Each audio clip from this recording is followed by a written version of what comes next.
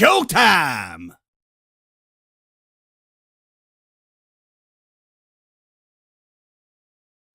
Yo, we live. Wow. It ain't just me. It ain't just me. Don't worry about it. It ain't just me. It ain't just me. I'm waiting on people to get here. Like niggas on CP time. I'm the only one that's on time. That is terrible. I am the only one that is on time. I see someone clicking in. I don't see a camera, but I see someone. I think she on that. What up, fam? Nigga, bro. Oh my God, I'm behooved at the bullshit I had to deal with to fucking get here. It's crazy. Yo, hold on. Lord, I see you finally unkidnapped. You get me my chair. I'm giving my chair. You know what? What? Don't worry about it. Give me a chair. Appreciate it. I'm trying to get shit situated. You gotta bear with me. This is. I mean, yeah, you just got unkidnapped, so I get it. It's a lot, fam. Yeah. It's a lot.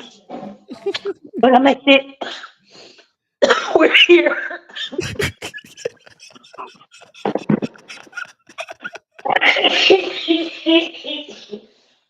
I'm so weird, bro. I'm about to say, it sound like you about to die. Hold on now.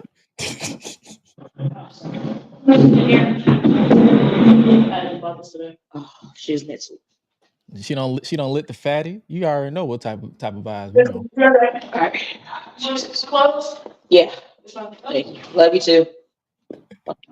Love you too. Shut up, nigga. Trying to get the shit situated. You're doing too much. Give me a fucking goddamn. Okay? I continue. Fuck you, Josh. I'm sick of this shit. I have to deal with your bullying. Wait, just Oh man, I had to. You know, you gotta do. Yo, you unkidnapped and shit. oh shit, we in there like swimwear. Fuck it, let's go. Hold on, wait, pause. Before we do anything, come on, you do it. You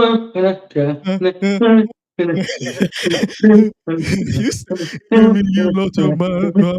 Get your foot when I'm trying to be person. I'll fly. Ain't no way.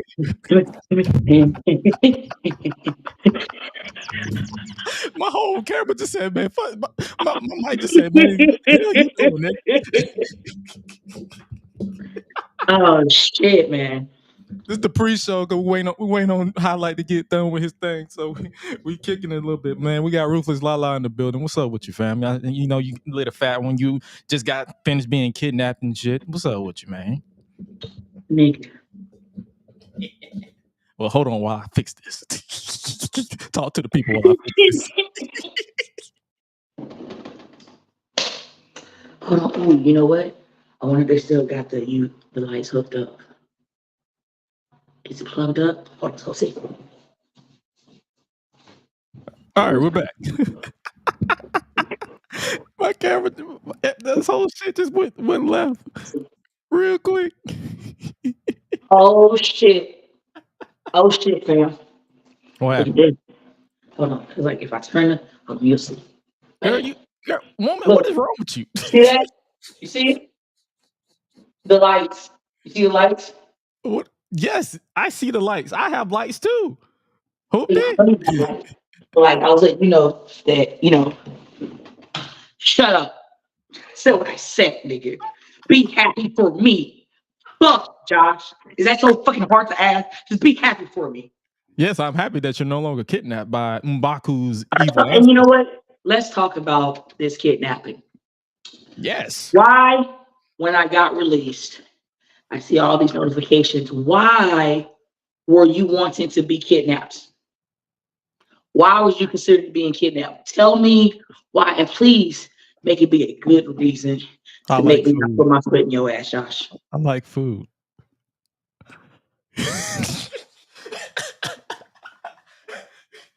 Hey, if you're gonna be kidnapped, at least I'll keep you company. Nigga. We both gonna eat. Bro. It's food, man. after I got fed, I would have shot. We would have shot each other, and we would have shot. Like it would have been a shootout. But I would have liked to get fed first. I like food.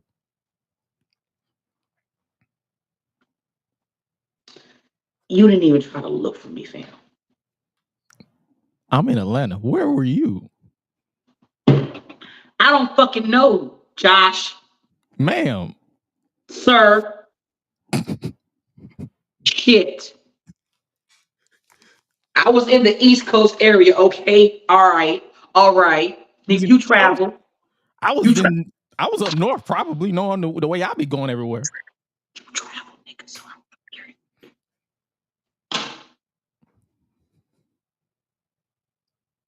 Want a cookie?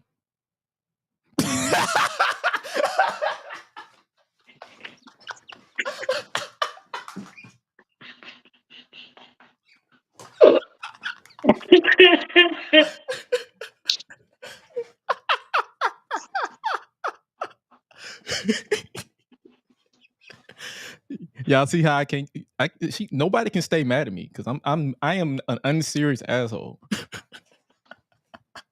And it's just cute, like he's like this, not on camera. Like I didn't want to reach to the phone sometimes and just shake shit. I'm like, damn, why? Like, now hear me out, like. All right, no, it's gonna be some bullshit, and you gonna try to justify it too. Just like you trying to justify, like there was no anger, there was no bring my sis back. It was, hey, maybe I need to be kidnapped. I was like, wow. I got a whole bunch of other people to yell at as well because other niggas were like, damn, shit, I need to be kidnapped as well because she eating good. And FYI, I got none of that food y'all saw. Oh damn. No free food? Naked. Damn. She fine. Sandwiches. No chips. Bottled water. That's it. Bottled water? Wait, scratch that. What type of water?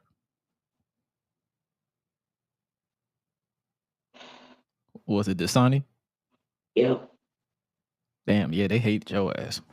Yeah. Yeah, Dasani? At least they could have did spring purified drinking water. You know what I'm saying? Some Polar Springs. You know what I mean? Like fuck. You know what I'm saying? You could have gave me even the, you know what I'm saying? Like the store brand. You know what I mean? But like nigga, you gave me the Sunny. The Sunny. And they, speaking of yo, what up, Backstage Brawl? See you in the chat. What's up with you, fam? I appreciate you for kicking it with your boy. And also joining me alongside with y'all is my main man right here, Mr. Hi-Lite Real. What's up with your family? Hey, what's good, family? Hey, I told you he was on that nigga time. I told you he was on that nigga time. He's on that CP time. Like he was like, yo, always the CPT time. Well, you can't do nothing about it. You can't do nothing about it. It just happens. You know, meetings supposedly call, and then when people on meetings are on CP time or don't respond, then you're like, you know what? I got other obligations. I got people to attend to, man. You try to give them some grace, and they just be on some nigga shit. Bruh, it's like, man, I could have hopped on the pod. Like, what y'all doing? Oh, man. Apologies, good peoples. We are here in the building. See, everybody's smoking, and I'm always out of weed. Shit. Yo, you know why? You know what? I'm not even gonna do that to you. We ain't gonna have this conversation. Because I be smoking them fat. I be smoking too much. I be smoking the fat ones. Come on now.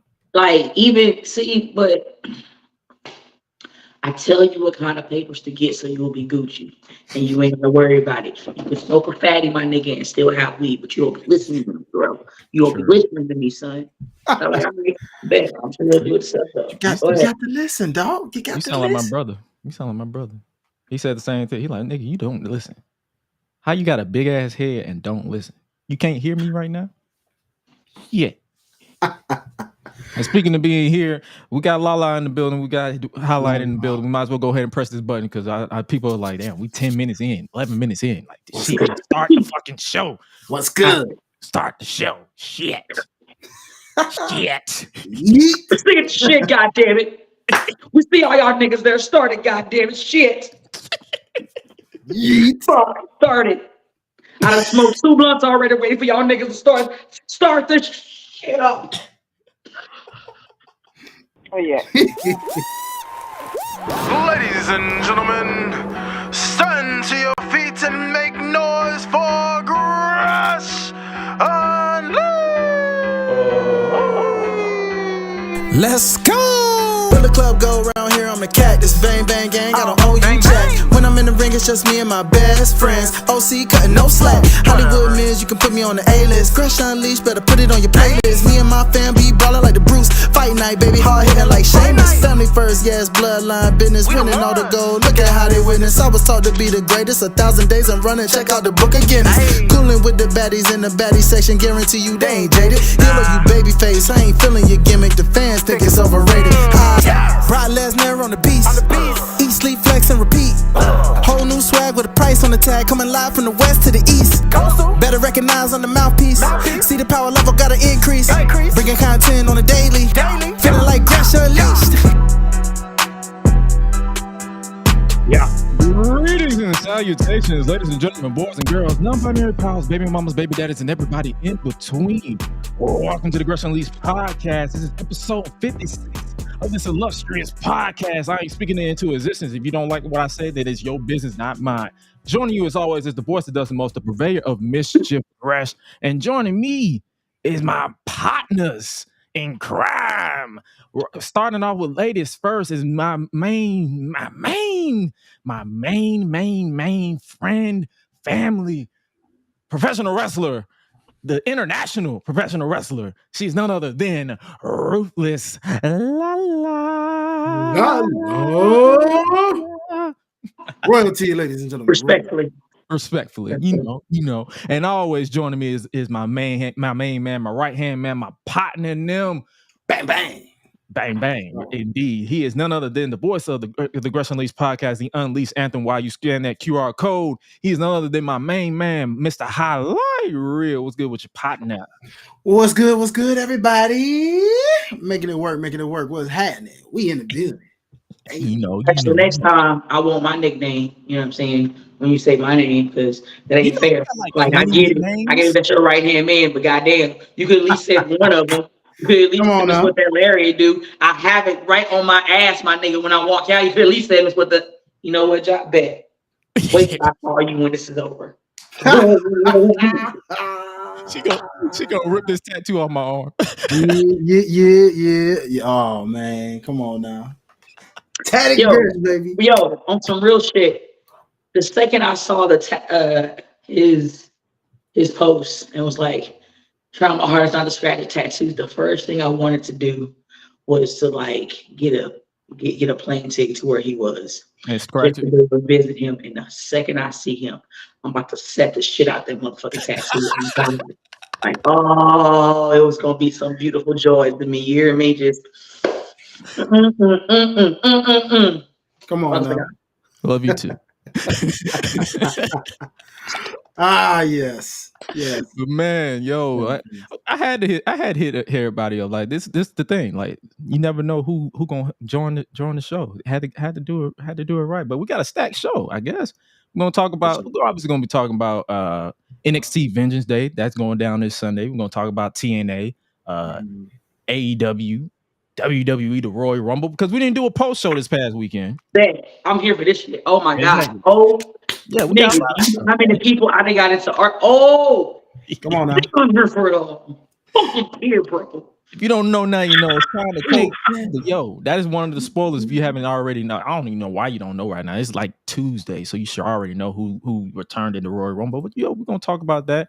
But before we do that, make sure you guys peep the Talking This that dropped this past weekend with Nikki Bushi of the Salt Shakers. That was a raw and real conversation that I had with her. It was dope. I can't recommend that enough. I believe this is interview 12 that I've done on this show. So I had Lala on here twice, so had to bring her back. But yo, definitely peep this one out. I've been seeing some positive reviews on that. And speaking of reviews, shout out to y'all for downloading this podcast 2,000 times. Hey, I believe that is a record. So I got a notification. I'm like, they were like, oh yeah, people have downloaded the show 2,000 times. I'm like, on purpose? Wait. You said 2,000 times? Yeah. You gotta do it. Go ahead, do it. Come on. You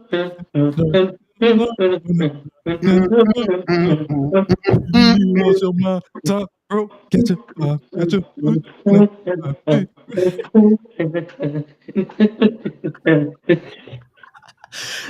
If people who don't know that this inside joke is literally because me and Hi-Lite literally just said, Swear, what up, Buck? I see you down there. I see you. What's up with y'all? What's up with y'all? Yeah. What's up? People smoking and chilling in the chat. Appreciate y'all kicking it with us. But yeah, the story is because Dwayne, me and you was out here. We was out here doing the reviewing AEW, and I just started doing the swear. Facts. So she kept texting me about that. She was like, "Nigga, is this what you doing?" Because they're like, all right, bet. So I can tell my side of it. Yes. I go look at it. I literally just got through. It was literally at training, and so I looked and I heard it, and like at first I'm thinking he just doing it normal, and I'm thinking somebody else is trying to do it with him, but it's not on tone. And I was like, wait.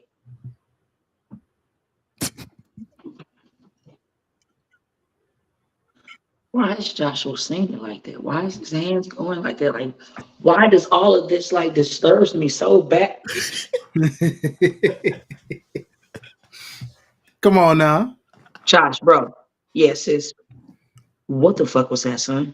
Yeah. Man, you know, I was like, and it got so bad because like every time I still watch it, that shit just cracks me up like and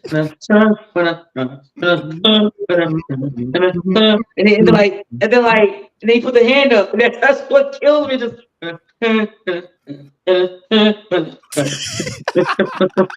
I'm just like, what? My boy conducting a whole choir while he doing it, dog. Make sure I hit that note. I gotta make sure I can hit that note. My man, you win. You win. My man's out here. My man's out here like the conductor at WrestleMania with Seth Rollins' team out here. Like, did you hear me? Remember Drumline? Yeah, Dr. Lee. And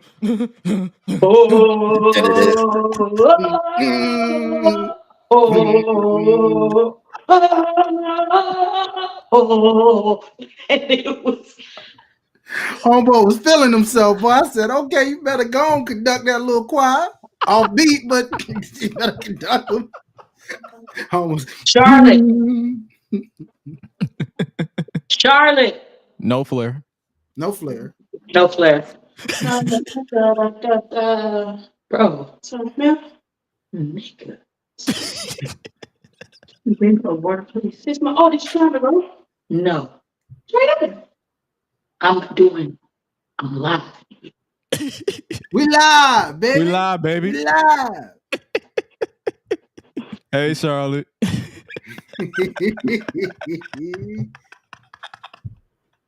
Charlotte.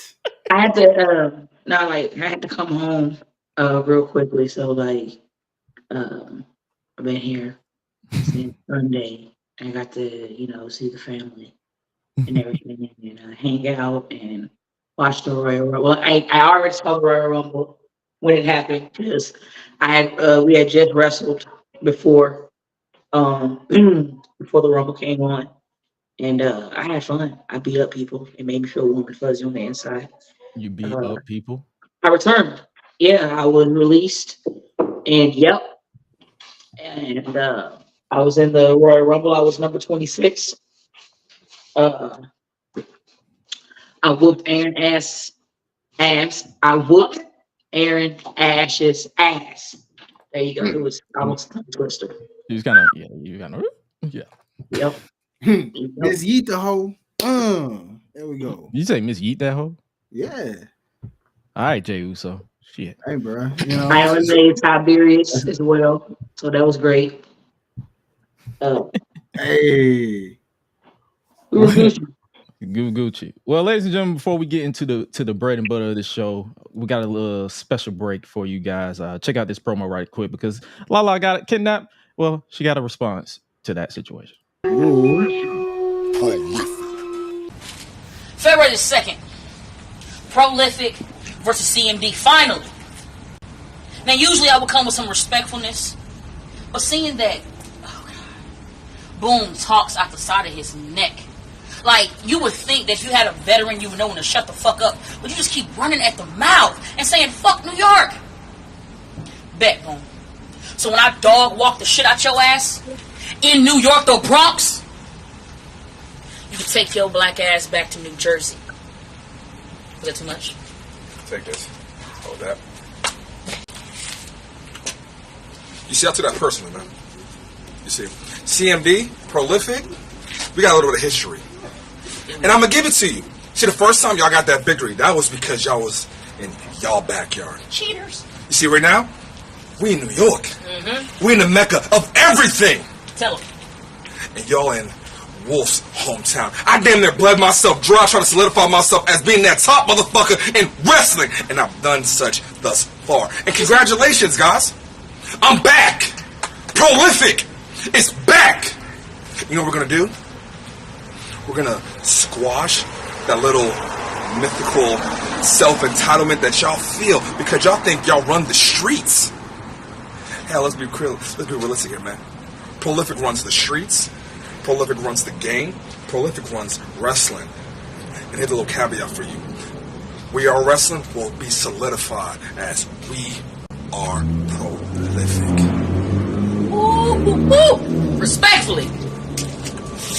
That's that ass. Man. Ooh. Man, she don't stop. It got personal. She done got, oh my God. All I gotta do is before we come back is to give props to not only Lala for her ad-libs in the back that nearly made me die. Facts. Cheaters. Dead ass. Also, props to Wolf for literally his delivery and the fact that he did that in the cold. Because I saw y'all breath. I know it's cold as shit out there, but it's New York weather. That's like spring to y'all. We used to it, son. Like, Facts. like my thing is, like, here's the thing you don't understand. Like, I was born in Texas, Dallas, Texas, Parkland Hospital to be exact. You know what I mean? And I was raised in Texas. There was also other places that I was raised and spent time at, and New York was it when I was younger. So jumping to now, since I've returned back to wrestling, I have been on tour, a pretty much endless tour in New York for 3 years now. You know what I mean? Might as well call me a fucking resident, you know what I mean? Respectfully. But even before then, I always, you ask where I'm from Idaho, New York, because I always rock with New York. I love New York. New York is like its own world, just like Louisiana is. You know what I'm saying? Like, woo, the way I saw that, bruh, my God. When I saw the officers in the street, like conducting where to go, and people just wasn't listening and just doing what they wanted to do, I was like, these things truly don't care. Not at all. They just blow the horn. Like, if you don't understand, you can have a serious anxiety attack, bro, driving in New York. Mm-hmm. We love Lala in New York. Yay. For sure. We love her here in Atlanta too. Like, You did? Damn. It's love everywhere. Trying to get her goofy ass down here. 100. Like her and Alex, like, let them both say, "Hey, I'm gonna be at the show at the same time." I will literally cancel my show. Like, hey, I got other obligations. Boombaye. Boombaye, man. Yeah, Boombaye. Speaking of obligations, did you peep WWE is they shaking up the commentary, whatnot, basically. Mm-hmm. So following Kevin Patrick's release, WWE introduced new commentary duo. They got Kevin Patrick and not Kevin Patrick. He's gone. I was Corey. like, how you gonna say Kevin Patrick and they released Kevin Patrick? That's foul. Pat McAfee, my fault. Pat Okay. McAfee is back on Raw. So he basically calling 3 hours of Raw now. So he's back full time for 3 hours. Good luck with that, buddy. Yo. Well, college is over with, so he got the time. Nah, bro. I hope Pat sees this. I have the utmost faith in him because I'm gonna tell you why. I had this conversation with my son. When Pat McAfee first came in, you feel me? And he ran the feud with Adam Cole. And they had their match, and the match was fucking bomb, bro. Like he was actually training and the one thing I can say, when you have people like that, like sports people or YouTubers or podcasters or bloggers, someone who is not in the wrestling business trying to transition into the, the wrestling. Sometimes it don't go good for people. You know what I mean? And sometimes some people just like, I'll half-ass do it because, hey, who I am, it'll be real. But you can tell he took time and he gave a fuck about it. And I enjoyed him and Adam Cole. And then when they put him on commentary, Pat McAfee act like we feel when Shinsuke come out or when some other people come out and it be rocking. Like, oh yeah. Like on Monday he was doing the Jey Uso wave. You feel me? He forgot he was. He does everything, but says the N-word. You know what I mean? Like he cool as shit. That we know of. I'm with it. That's my opinion, though. That we know of. So just keep it that way, Pat. Don't pull a Terry on us. Just keep it that way. Cool. But on SmackDown, they got interesting turn of events because Corey Graves and Wade Barrett. Shout out to the Public Enemies podcast for this screenshot. The plan for SmackDown going forward is for Wade Barrett and Corey Graves to be the new broadcast team on SmackDown. Oh, that's about to be good, yo. And I'm gonna tell you, that's about to be good because you got two assholes, bro, who are good at what they do, son. And they wordplay on the mic is comically hilarious and that should be straight to the point. I'm with it. I will tell you why. Like, you've seen how Wade Barrett calls commentary. All right. So let's take that. Boom. Bro, you gotta take a shit. Oh no! I hope somebody ain't bleeding. Hold on, But we live. But nah, I said it on Twitter and I'll say it again. This is gonna be the most hating ass commentary team I've ever heard in my life. They're gonna be some haters. They're gonna hate on everybody. Man, come on now. What you think? What you think, Hi-Lite?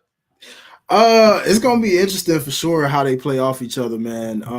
Like Al said, hating on everybody because they both kind of had that heel vibe. But I'm just more curious as which one of them's doing play-by-play versus the other one doing color. I saw a rumor where they because we won't know until Friday, but I saw a rumor where they said Wade is going to switch to play-by-play and keep Corey at color commentary. Do you think, regardless of which way, even let's say in that time, do you think Wade can pull off the color pretty good? I mean, he has a way with words. I've never heard him do play-by-play. I only heard him do color. So me too. I've heard Corey do a little play-by-play, especially when he had the cover for Kevin Patrick. Mm-hmm. Wait, what? What, has Wade ever done play-by-play? I've always heard him do color. He always he calls stuff.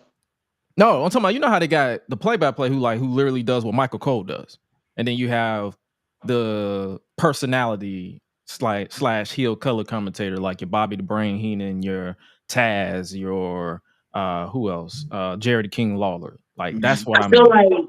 I feel like it's different with Wade because I feel like in a certain sense he is that play-by-play because he talks about what's going on, but at the same time he goes in the favor of the heel. So the way he is and the way Corey is, those clashing together, I feel like it's gonna be good. No, so C said that he did Wade did play-by-play when Corey was out. So okay. Should be. That's what I'm saying. It should be interesting. Like, I'm not dismissing anyone. It's just gonna be funny. Like, I want them to not change their characters. I want them all to be hate. I still want them to be haters. I want them to hate on every single person. Don't change nothing. Because you got two baby faces in Michael Cole and Pat McAfee on Raw. I need SmackDown to be the show of the haters. Real talk, yeah, that would be hilarious. You know what I'm saying? I want everybody to be haters on SmackDown. I want every time who's on Raw. I want every time somebody like LA Knight come out, I want Corey Graves to absolutely hate on him. And Wade Barrett try to be a fanboy, then he remember, like, you know what? LA is kind of stupid. So how about I hate on him? Like, just find a reason to hate. Just find some reason to hate him. And then as soon as Roman Reigns come out, acknowledge your tribal chief. You have no choice. I want everybody to be haters. SmackDown is the show of hating.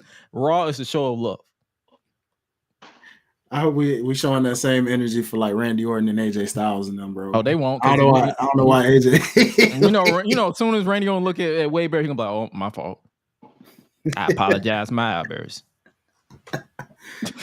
Oh no, man. I'm mad that you wanted to try this jacket on, bro, and like. Why do you have that jacket on? Because she wanted me to try it on because this is her favorite jacket, and she's like, "Mom," and I'm just like I keep telling her, and I just keep telling her, like, we have the animes that we watch together, that we fuck with together, and I don't fuck with Naruto. I don't. Thank you. I'm glad it's not just me. I give it the respect that it has, and I move the fuck forward, bro. I respectfully, I do. You feel me? She like fuck Naruto. I ain't mad at it. I'm not. I haven't really another one, and like people keep coming for me. Like, I'm sorry, but I can't get into One Piece. I actually got into that recently. I tried, and I like the action off the rip. You feel me? You're not a slow build type of person. They got a little something. One of my friends who's big on anime told me about that. They're actually doing a version of it where it cuts all that out, kind of like Dragon Ball Z did with Kai. They're gonna just go straight to the meat of it, where you don't have to worry about like the side stories and all that. Like I don't want the appetizer. I want the course. Nah, I feel you. Hey, that's the only thing that'll piss you off. And you know, anime is a lot similar to wrestling. That you know, like explains why I tapped out a couple of times on one. Bro, I was still in season 1, and I was on episode 123. I said, you know what? I'm gonna go ahead and tap out on that one, my guy. That's not what we're about to do. Fuck out of here. Like, fuck and that. Then I saw Record of Ragnarok, and then that made up for it. And after that, the rest was history. Especially when you're like anime with like 1,000 episodes, you're like, nigga, what? What? 1,000? I'm sorry, what? No, buddy. All the bitches in the world won't make me watch all that. Nah, I was like, don't tell me the numbers, because the moment I see more than 40, I already know I'm done. Because it's like, okay, 40 is 2 seasons. Okay, that means I'm not that far behind. That because niggas tried to make me feel bad. It was like, oh well, you didn't give it a try. I didn't give it a try. I gave it 123 tries. What checks me out is I see the final episode. That don't say episode 50. That says episode 1,120. Bro. Son. Yeah, man. And then it don't even be 20. It don't even be like a whole bunch of like 20-minute episodes. It'd be a whole hour. Yeah. I don't have that type of time. Son. So that's why I go looking on YouTube. I'm like, can somebody do a YouTube summary of this and crunch it down into 5 minutes? Please. Man. Like, okay, I watched the live version of One Piece. And honestly, I liked it. Now, I sat and watched it again with the people who've watched all these goddamn episodes and everything. and they tore that shit apart, bro.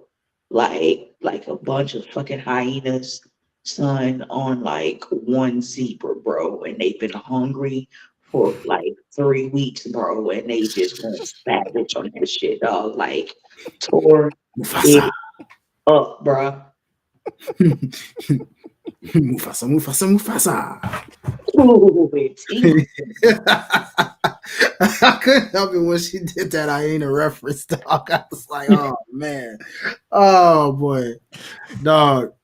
No, I feel that. I feel that. I mean, bro, I like the live action too. I was rocking with it. My cousin, that's how I even got into One Piece. He was just like, bro, watch live action. It's a good way to get into it. They condense it and you'll like it. I liked it.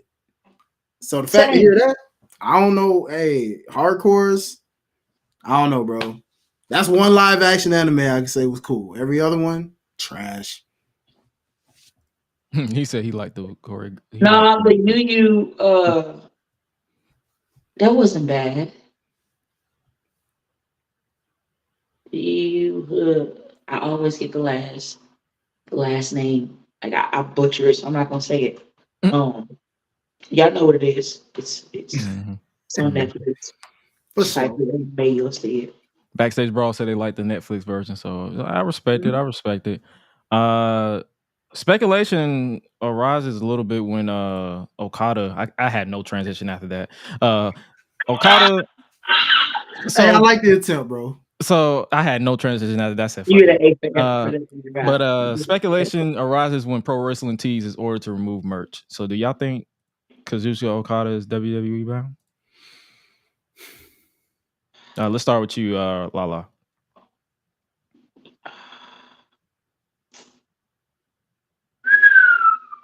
Okay.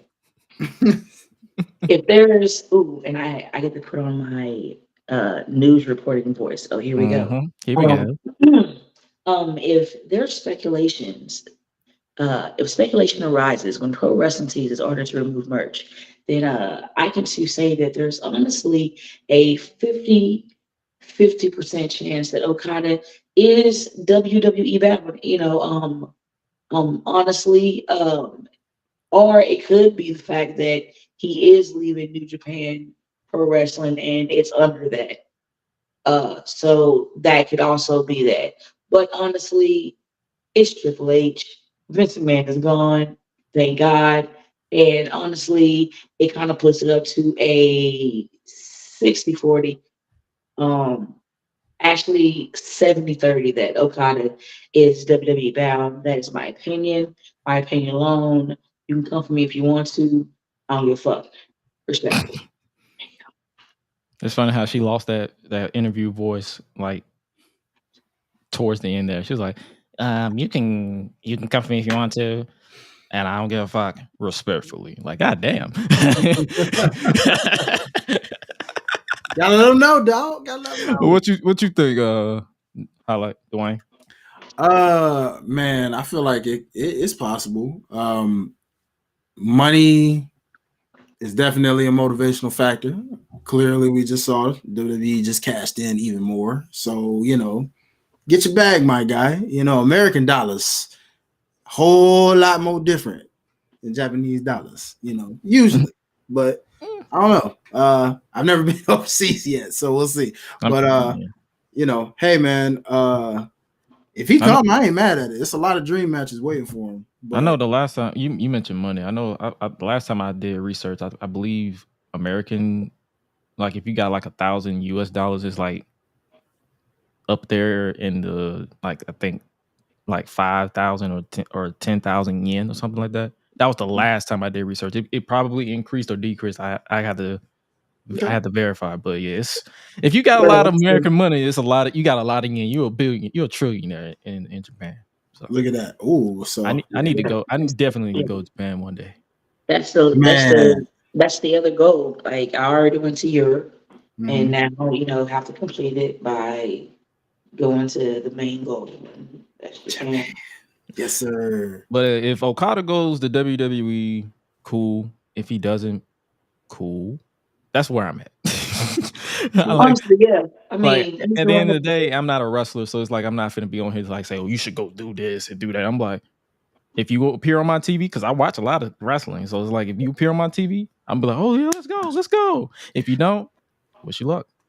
Yeah, pretty much. I mean, wherever we hear that coin drop, bro, we tuned in, we locked in, we ready. Speaking of coin drop, you think Death Row would even know what coin drop? Watch they ass try to distort the hell out of that for no reason.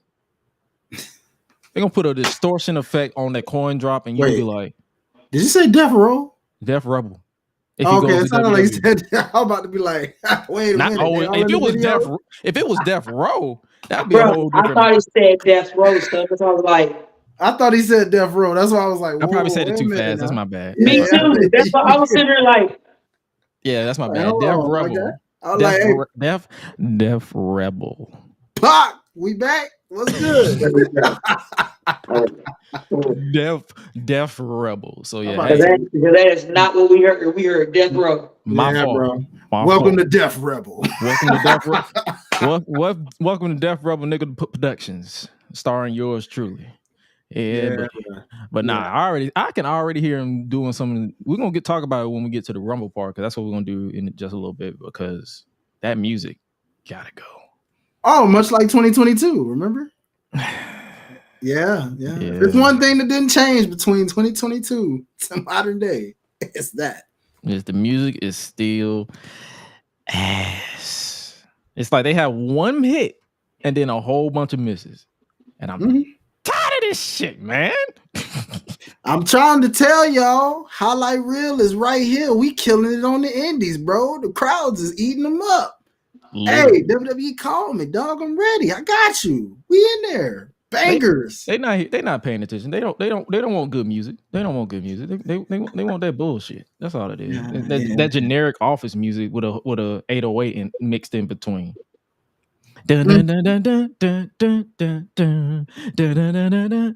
Ooh, so like, bro, what? yo, bro,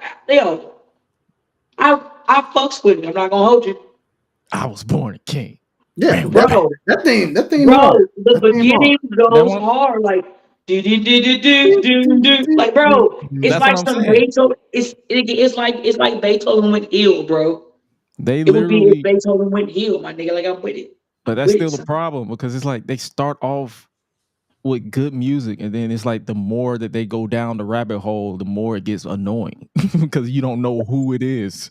You don't know who it is until the music, until the logo gets across the Titantron. You be like, but that's the point of it. That's true. No, it is not. When we're in I wasn't excited. I was spending 5 minutes trying to figure out who is this coming out. No, facts. Because that women's rumble, man. Come on now. Like about half through that, up until we got to the 20s, you were just almost like, now I ain't gonna hold you. They could have already put the names up on the Titantrons, like by the time they got ready to come out. That shit was slow. I will say that. That's what I'm saying. They're not synced up with the audio. They're not synced up with the audio. So the music will start playing, but then you still see the countdown. You be like, okay, who is this? And then by the time it comes, it'd be like always a delayed pop. They'd be like, oh. Mm-hmm. It's more so than yeah, because they was like, oh my God, who is this? And speaking of that, we might as well go ahead and switch it over to the Royal Rumble.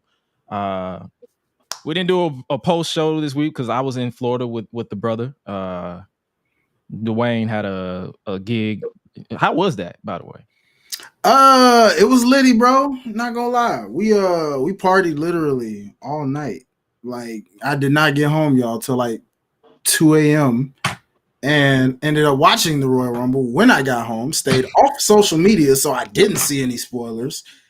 And I'm watching this in live time at like 3 a.m. So I ain't go sleep till like 5 a.m. that night. So it was you were a menace. Bro, I had to watch the Rumble so I could know what was going on. You feel me? But it was like, hey, your ass could have waited until you were asleep, until you woke up the next day. See, I'm on adrenaline, dog. When you have a high energy like mine's on stage, you ain't coming down until you coming down. You know what I'm saying? So it was already like, I was just like, well, shoot, I got a little snackage on me. I'm gonna watch this Rumble, and I ain't even feel sleepy. You know what I'm saying? Till Roman's match came on. Then by that point, it was like, all right, maybe I can lay down for a minute. To tell you the truth, I have some stories. Like Henny will be on this show at one point in the future. We might do a brothers only podcast whenever all of us are in the same vicinity with microphones. But until then, I have sidebar commentary for him, especially for the Women's Royal Rumble. When he saw Jordan Grace, he said, "Whoa, shit! Who is that?" Because all he saw was muscle. So he was like, oh my God, she is bigger than me. What the fuck? And then when he saw her cook in the Rumble, he was like, I got to see more of her. So I'm gonna eventually show him TNA at one point. Of course. Okay. He saw Naomi. He saw Naomi return. He was like, oh my God, who is that? Like, I feel like his who is that was more so like, oh, who is that? And then when he see them cook, he was like, oh, y'all be doing that? Come on now. And then last but certainly not least, and I quote, when Jade Cargill made her debut, who is that? Who the fuck is that? Who the fuck is that? Jade Cargill, that's my baby. That's my baby. That's my baby. Jade, that's who you is? That's who that is? Jade Cargill? And I'm just sitting there looking like, bruh, you all right?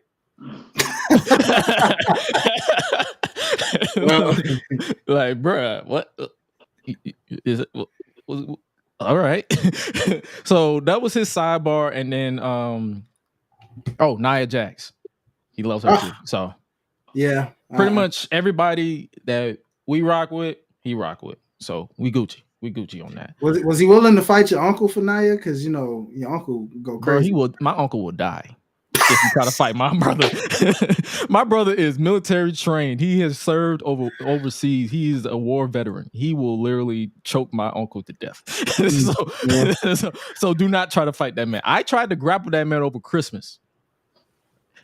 If you were in that room with me, my eyeballs literally popped out of my face when he put me on the floor in 2 seconds. I literally thought I was going home to glory. I thought I was about to see Jesus. Well, dang. So, if you're watching or listening, do not fight Henny. That's all I'm saying. Matter of fact, don't fight Dragon either. Don't fight any of us. Just stay in your wheelchair and just stay there. Just stay there. Accept the fact that you lost Nia. Just accept that fact. You accept it. But let's get into the Women's Royal Rumble, because that actually kicked off the show. Like, they didn't do no pre-show, nothing. What was your thoughts on the actual match itself? Let's start with you, Hi-Lite. Oh, okay. I thought we were letting the guests go first. My bad, boss. It's all facts. I ain't gonna lie, man. I'm gonna put it on Front Street. I'm gonna put it on Front Street just straight up. You know, the ladies once again had the better Rumble this year. The fact that they came out hot and started off with Naomi at 2, I was like, oh, okay. Yeah, that threw me off. That threw me all the way off. I was like, yo, word. And then to have her go a whole hour was just like, yo, chef's kiss, because it just showed her improvement.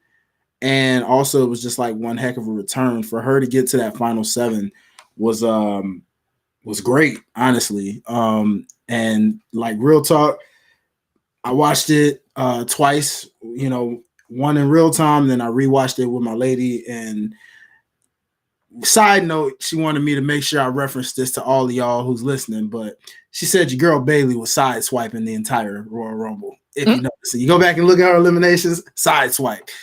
Like, it's like she would catch people at the right time and just, shoot, you're out. Like, she was smart with it. She was smart with it. That's what Nikki, she was just smart with it. It's all good. It's all good. You know how it is.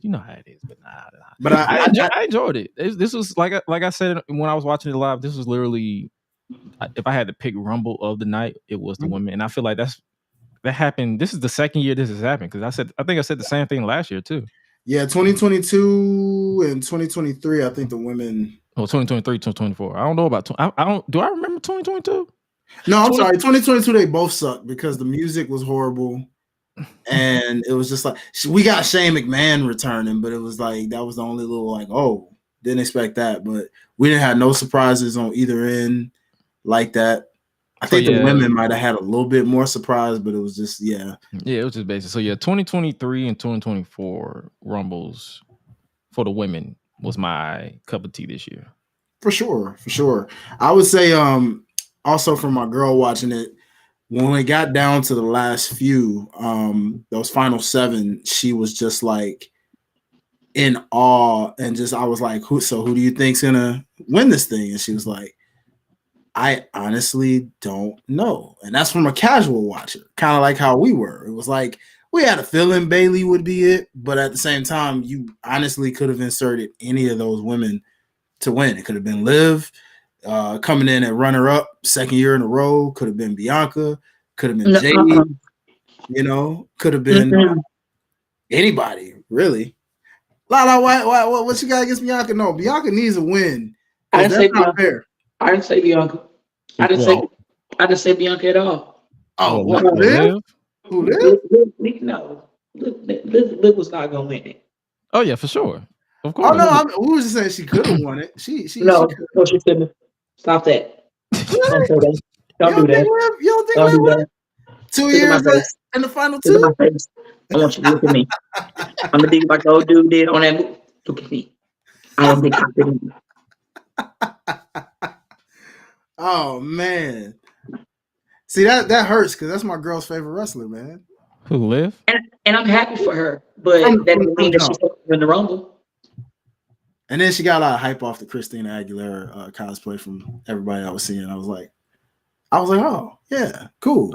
I didn't even see that. I didn't know who that. I didn't know that was until she put it on Twitter. I was like, oh, that's who that is. Oh, okay, cool. Congrats. Yeah, shout out to my co-host Ash. She knew right away. Like all the girls I saw was just going wild because they're like, okay, I see you, Christina Aguilera getting dirty. I'm like, oh, I haven't seen that video in so long. I almost forgot myself. I was like, well, okay, cool, bet. You know, Nia had a great showing too, though. They gave her the Big Show-esque booking in this match. As she should, because she's kind of the Big Show of modern day in a sense, minus the whole heel babyface back and forth situation. Yeah, they realize people don't like her, so yeah, she's only been a babyface once. Yep, her entire career. I think that was 2018 with the whole Alexa Bliss bullying thing. Yeah, that was going way overboard. I was like, man, y'all trying too hard on that, bro. Why? But once again, I'm gonna give props to Jordynne Grace though. Like she's the 2nd knockouts world champion. Yep. Behind Third was Mickie James, and also she came with the belt. Yes, shout sir. Out to the homegirl. Shout out to the homie. That was that right there. That truly, like, even more than Naomi's shocker. When I saw that, I said, yo, what the? I was like, bro, what? Now, I ain't gonna lie. This is what made the men's such a bummer for me because I was kind of hyped seeing Jordynne thinking, well, shoot. I wonder if we're seeing Jordynne in the women's, does that mean somebody gonna be in the men's from TNA too? I was thinking like, oh, man, we might get Moose or, oh, man, we might get somebody, right? But nah, it was you got nothing. Just got Miss Grace, and I said, "Well, I'll take it. That's cool." You know, hopefully we get somebody in the men's rumble, like I guess next year if they decide to do something like this again. But yeah, man, these women though, they all of them had solid showings, bro. Minus the mid cards that you just knew were like, oh well, they're prop. They're gonna get eliminated. And I hate thinking that because it's like at one point wrestling wise in WWE, it didn't matter if you was in the middle, the opening, or the end. Everybody loved you and knew you. It's just like a lot of these people, because in my opinion, and this may be controversial to some people, I feel like Tiffany Stratton from NXT stood out more than most of the people on the main roster.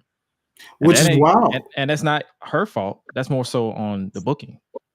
Yeah. And you could tell from just like from 20 on to 30, you could tell who they believed in the most to be. Because it seems like any Rumble, men or women's, like if you're in that 20 to 30 spot, to come in that late, they really see something in you, it looks like. Because you almost know they're probably going to be in like that final 6, 5, or 4 more than likely. And it's like, man, they all just did their thing, man.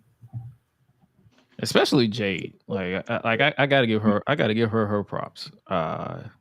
For sure. Like I know a lot of people because I believe if you actually follow the main channel youtube.com/@GRESH, I actually did a what if this is how Jade Cargill debuted, and I kind of predicted the face off that she had with Bianca.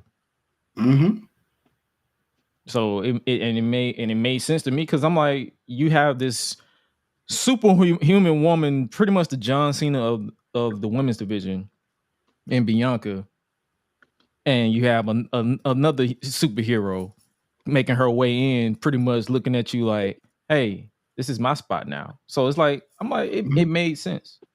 Would you call her the Batista? Maybe? Batista, but yeah, she's more of the Batista of the women's division. If you want to base it off.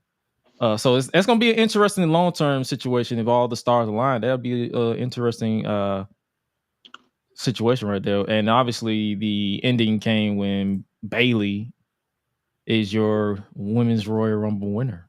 I told, because I'm still waiting for my child to bring this tartar sauce for this fish. I hope it slaps, sis. I hope it slaps. I was massively happy that Bayley won. That was my pick to win because since Bayley has came back from her injury, she like all gas, no brakes. You feel me? Like legit, and she deserves a son. So I'm really happy for Bayley. One of the things that I loved about Jade's debut was the fact that if you really look back at everything that she's been through from the beginning of when she started to now, there's a lot of involvement. You feel what I'm saying? There's still a lot for her to keep learning, and it's good because at first where she was, it wasn't cutting it. You know what I mean? And then that's when, she started, training with Bryan Danielson. And then after she started training with Bryan Danielson, she went to the PC Center, and pretty much the rest was history. You know what I mean? Not to mention she started popping up with Natalya and working with Natalya. And, so it showed like her performance in the Rumble has, in my opinion, was a lot better than the stuff she was doing in AEW. I agree. I was just about to say, sis, maybe you can agree or agree to disagree, but like it's crazy how much more of a star she looked in WWE than she ever did in AEW. I mean, don't get it twisted. The debut with a guy like Shaq is really, really dope, and I like what they tried, but it's just the fact that they didn't continue to capitalize on it. It wasn't from consistent. that point. Yeah, and it's like, but to see that we basically didn't hear from her since the initial hype of bringing her in and then keeping it under the radar, and then the debut like that, and even in defeat still looks so strong and so determined, and even to see the backstage interviews of like, look, I'm here, I've arrived.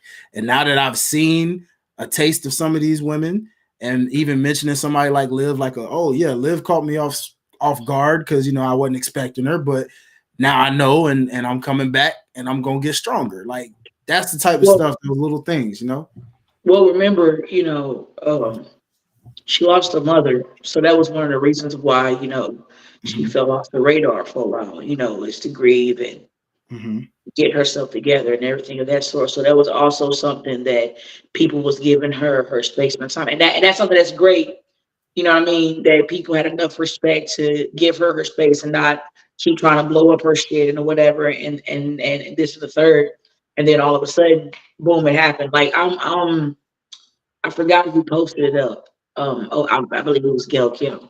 Today was talking about Jordan Grace and what was going on. And no tartar sauce, bro. You're killing me, Smalls. Bro, oh my God. I just love the big motion of please get her tartar sauce, man. Please. This episode should almost be called tartar sauce. So, I really should rename it tartar sauce. Battle over tartar sauce.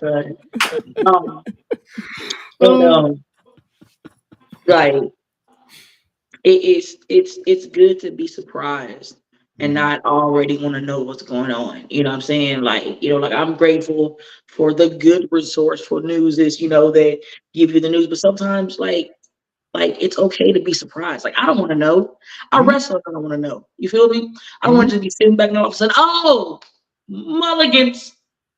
Oh my goodness. Oh my goodness. Like I want to be surprised, man, and like it just sucks sometimes. So like people like want to go above me, want to try to get the spoilers. It's like, come on, man. Yeah. Come on, man. Just let it be, bro. Come on. That's why when it's the Rumble time, I always go out of my way to ignore spoilers. Like I literally mute every dirt sheet known to man. I don't even care if they started 2 weeks ago. I'm muting your ass. Facts. Because I feel like it's a dirt sheet that's popping out every blue moon. So like anything that No tartar sauce. here she go with the tartar sauce. And anything, it's like anything that like that's why this entire weekend I went in with no spoilers. I didn't pay attention to no news. As soon as I saw like your Sean Ross Saps and all these people saying, "Oh, this person is teased," I'm like, mute. I'll unmute you on Monday. No, facts. Yeah, I was same case. I mean, you know how I do with social media is Gresh, and it was just like to even have the show. Like I said, that's why I purposely, even after the fact, did not get on my phone because I wanted to feel that genuine surprise. I didn't want to like scroll and see people post like, "Oh, look, Jade Cargill debuted," and then I'd be like, "Oh, great, now I'm gonna know she debuted." Right? I had to stay off, and when I saw it live, it was just like, "Oh, shoot." You know what I'm saying? Like, bro, that's what's up. Oh yeah, but I had to get So for us the women. So for me, I can speak for me, but the women's rumble was the match of the night, and I actually picked Bayley to win because it's like her story with Damage Control was, in my opinion, made the most sense. And it's intriguing, especially the little subtleties. Like they even pretty much shaped the rumble around like can Bayley really like when Asuka made her entrance in the rumble, Bayley was like, "What are you doing here?" Like I told you I was gonna hold this down. What? You want to try to get the belt, bro? Like words? Right. So that's what I'm saying. It's like I understand people wanted like Becky or Liv to win, and I'm like, there's always this beautiful thing called the Elimination Chamber. And it's pretty obvious that Bayley is going to challenge Io Sky at WrestleMania. Liv or Becky can win the Elimination Chamber and face Rhea. If you just have to have one of those two. Yeah. What you about to say? Oh no, I didn't know where you were gonna go with that, but I was just gonna say personally between the two, I'd rather it be Becky just to get that over with because I'd rather It's gonna be Becky against Rhea because wait, who took out Liv? Rhea.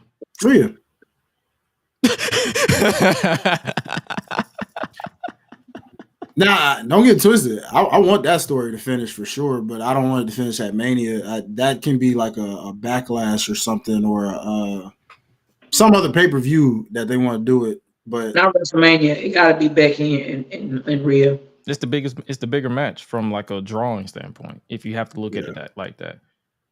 And they've been teasing it all year. I'm gonna throw a wild card. I know it ain't gonna happen, but I'm gonna throw a wild card. If it was to where Jade qualified for the Elimination Chamber, and it was Jade against Rhea at WrestleMania, that would slap. No doubt. Speaking of Jade, here is my list of dream matches for Jade. I want Bianca versus Jade, Bianca versus Jordan, Bianca versus Naomi, Jade versus Ivy, Jade versus Nia Jax, Jade versus Bianca, Jade versus Rhea. Yes, I said it twice. Jade versus Becky, Jade versus Charlotte. I don't care how Limo Nose decides to get us there, but I need all these matches to happen. And you probably asking, who is Limo Nose? Triple H. So I don't care how we get there.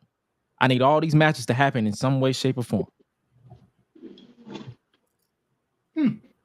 Yeah, including Jade versus Rhea. You know, it's funny, man. I was my aunt's a casual watcher, and she loved the moments between like Jade and Bianca. But as a casual watcher, just like I said, casual watcher's point of view, she actually wants to see Jade and Bianca actually team more so than face each other. She's not the only person I've seen that, and I'll take that too. I ain't gonna hold you. Yeah, I mean, I'm not mad at it if they decide to go that route, because I mean, based off the Kabuki Warriors being tag champs, who's really gonna take them titles off of them anyway? Might as well be those two if you're gonna go that route.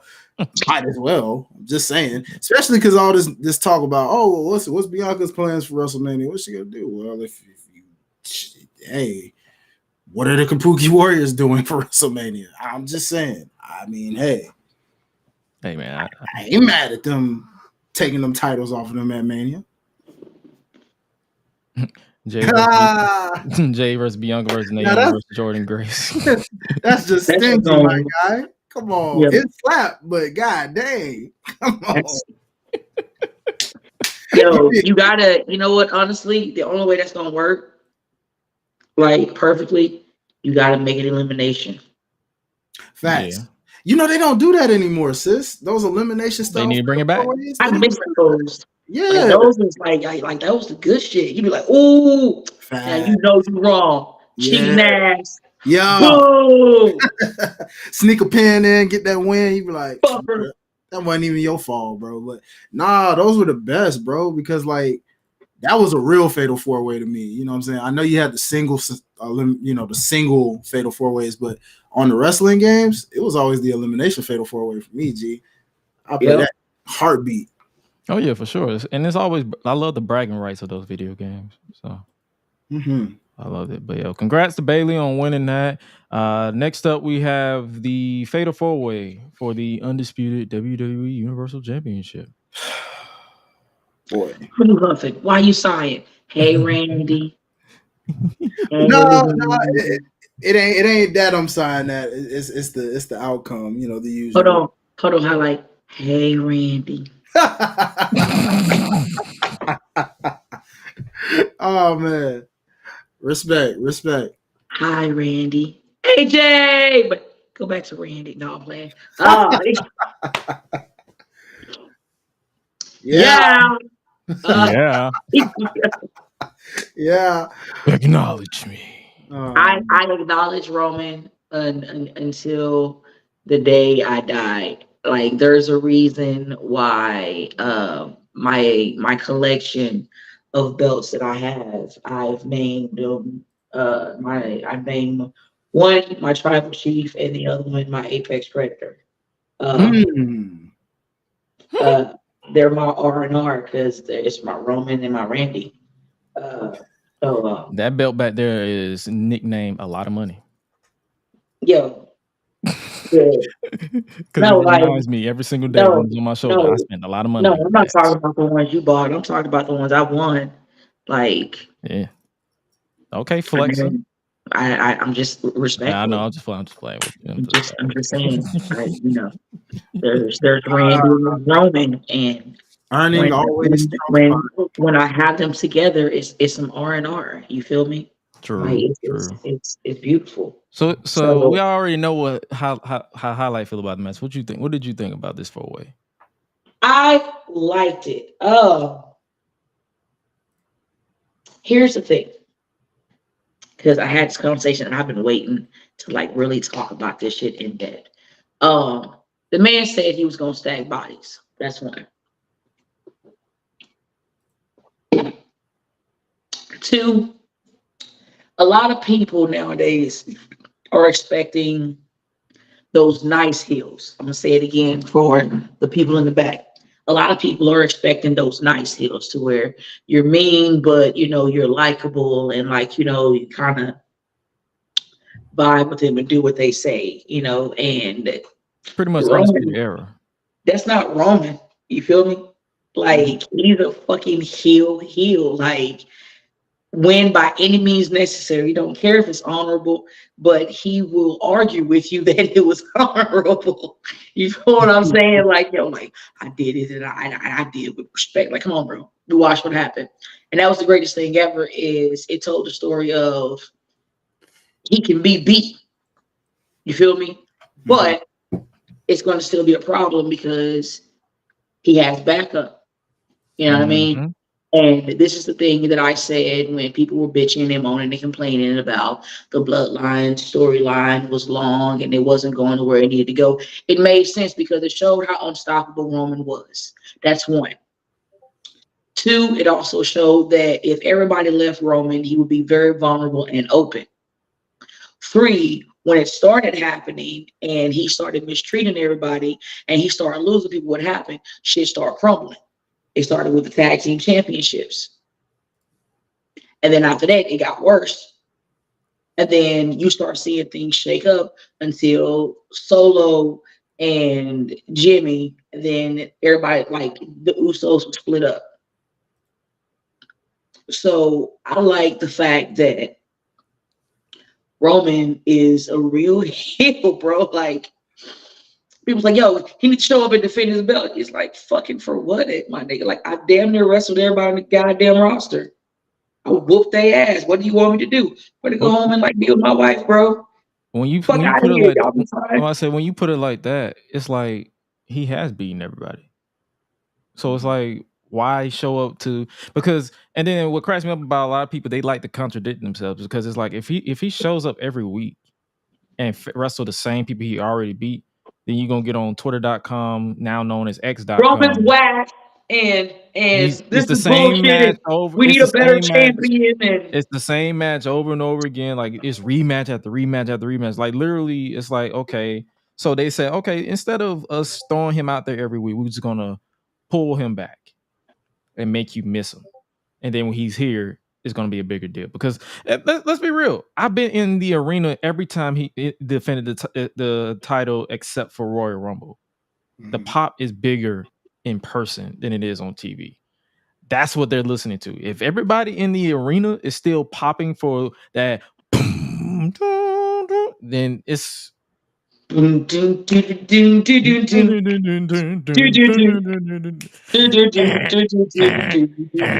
saying. So if every time the camera pans to the crowd and all you see is ones in the sky, then what they're doing is working. It's like, and then I feel like a lot of people online forget that they're wrestling fans. That they're wrestling fans at the end of the day.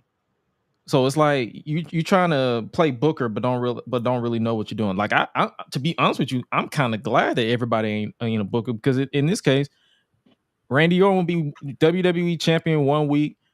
AJ Styles will be WWE champion by the end of the night. LA Knight will be a 5-time champion by the time we get to SummerSlam. So it's like, dog. Now, I can get on here and say that it do annoy me a little bit with the constant outside interference, because I feel like Roman can actually destroy everybody he's in the ring with. Of course he can, but that's not the point. But you don't have to. I'm cool. And then it's like, I can't really use that excuse either, because Gunther is a heel too, and he dominates everybody by himself. So it's like, I mean, yeah, but at the same time, when them niggas is at ringside, they do be cheating. Don't act like they don't. True. Don't act like they don't. Don't do that, Josh. When's the last time they've been at ringside? When's the last time? Yeah, when's the last time they really have been at ringside? Was it Monday? No, because he beat Kofi clean by himself. Oh, well, damn. Shit. He beat. It don't matter. But at the same time, Roman is not Gunther. Goddamn it. Okay. All right. So you can't use the heel aspect then. I mean, yes, you still can, because like, yo, you have different kind of heels. Everybody is not the same kind of heel. True. If that was the case, everything would be watered down and would be drier than sandpaper pussy. She makes a point there. She does make a point there. Shit. Now, I'm on a roll. We keep going. I'm with it. Let's go. Come on. But at the same time, I understand. Look, you trying to come with it. Wait, keep sitting on my show. No. It's like I've been following the Roman character since 2020, since he came back in 2020. And if I pay attention to what he's actually saying, he needs the title to be the head of the table. Right. And if he wants to keep being head of the table, as soon as it becomes a threat, Solo, the insurance policy, is going to fix that problem. Mm-hmm. They call him the problem solver for a reason, because he's going to fix the problem. So it's like I get, it's like, as a fan who actually gets sunk into the near falls, I get mad with Roman cheese. But when I take a step back and I actually acknowledge the actual character, I'll be like, well, that makes sense. Yeah, just like for me, I know how to like turn it off, put it that way. I've been a fan of Roman when he was the big dog. When we was watching Joe in Trunks at NXT and VCW, and FCW. What was his name? Letty Reigns or something Florida. What was it? Letty Reigns or something like that? Something with an L. I'm gonna look it up again to see. So it's like I've seen the transition, and when Vince tried to shove him down our throat, and that shit was not going well at all because everybody was constantly booing him. And he was a face, and it was the craziest shit ever. And that's when he was struggling because he wasn't being him. And when that nigga left, and he came back as Joe, aka Roman Reigns, he was like, "Well, damn. Well, what was this nigga at?" Well, there was a version of the big dog that wasn't as bad. But it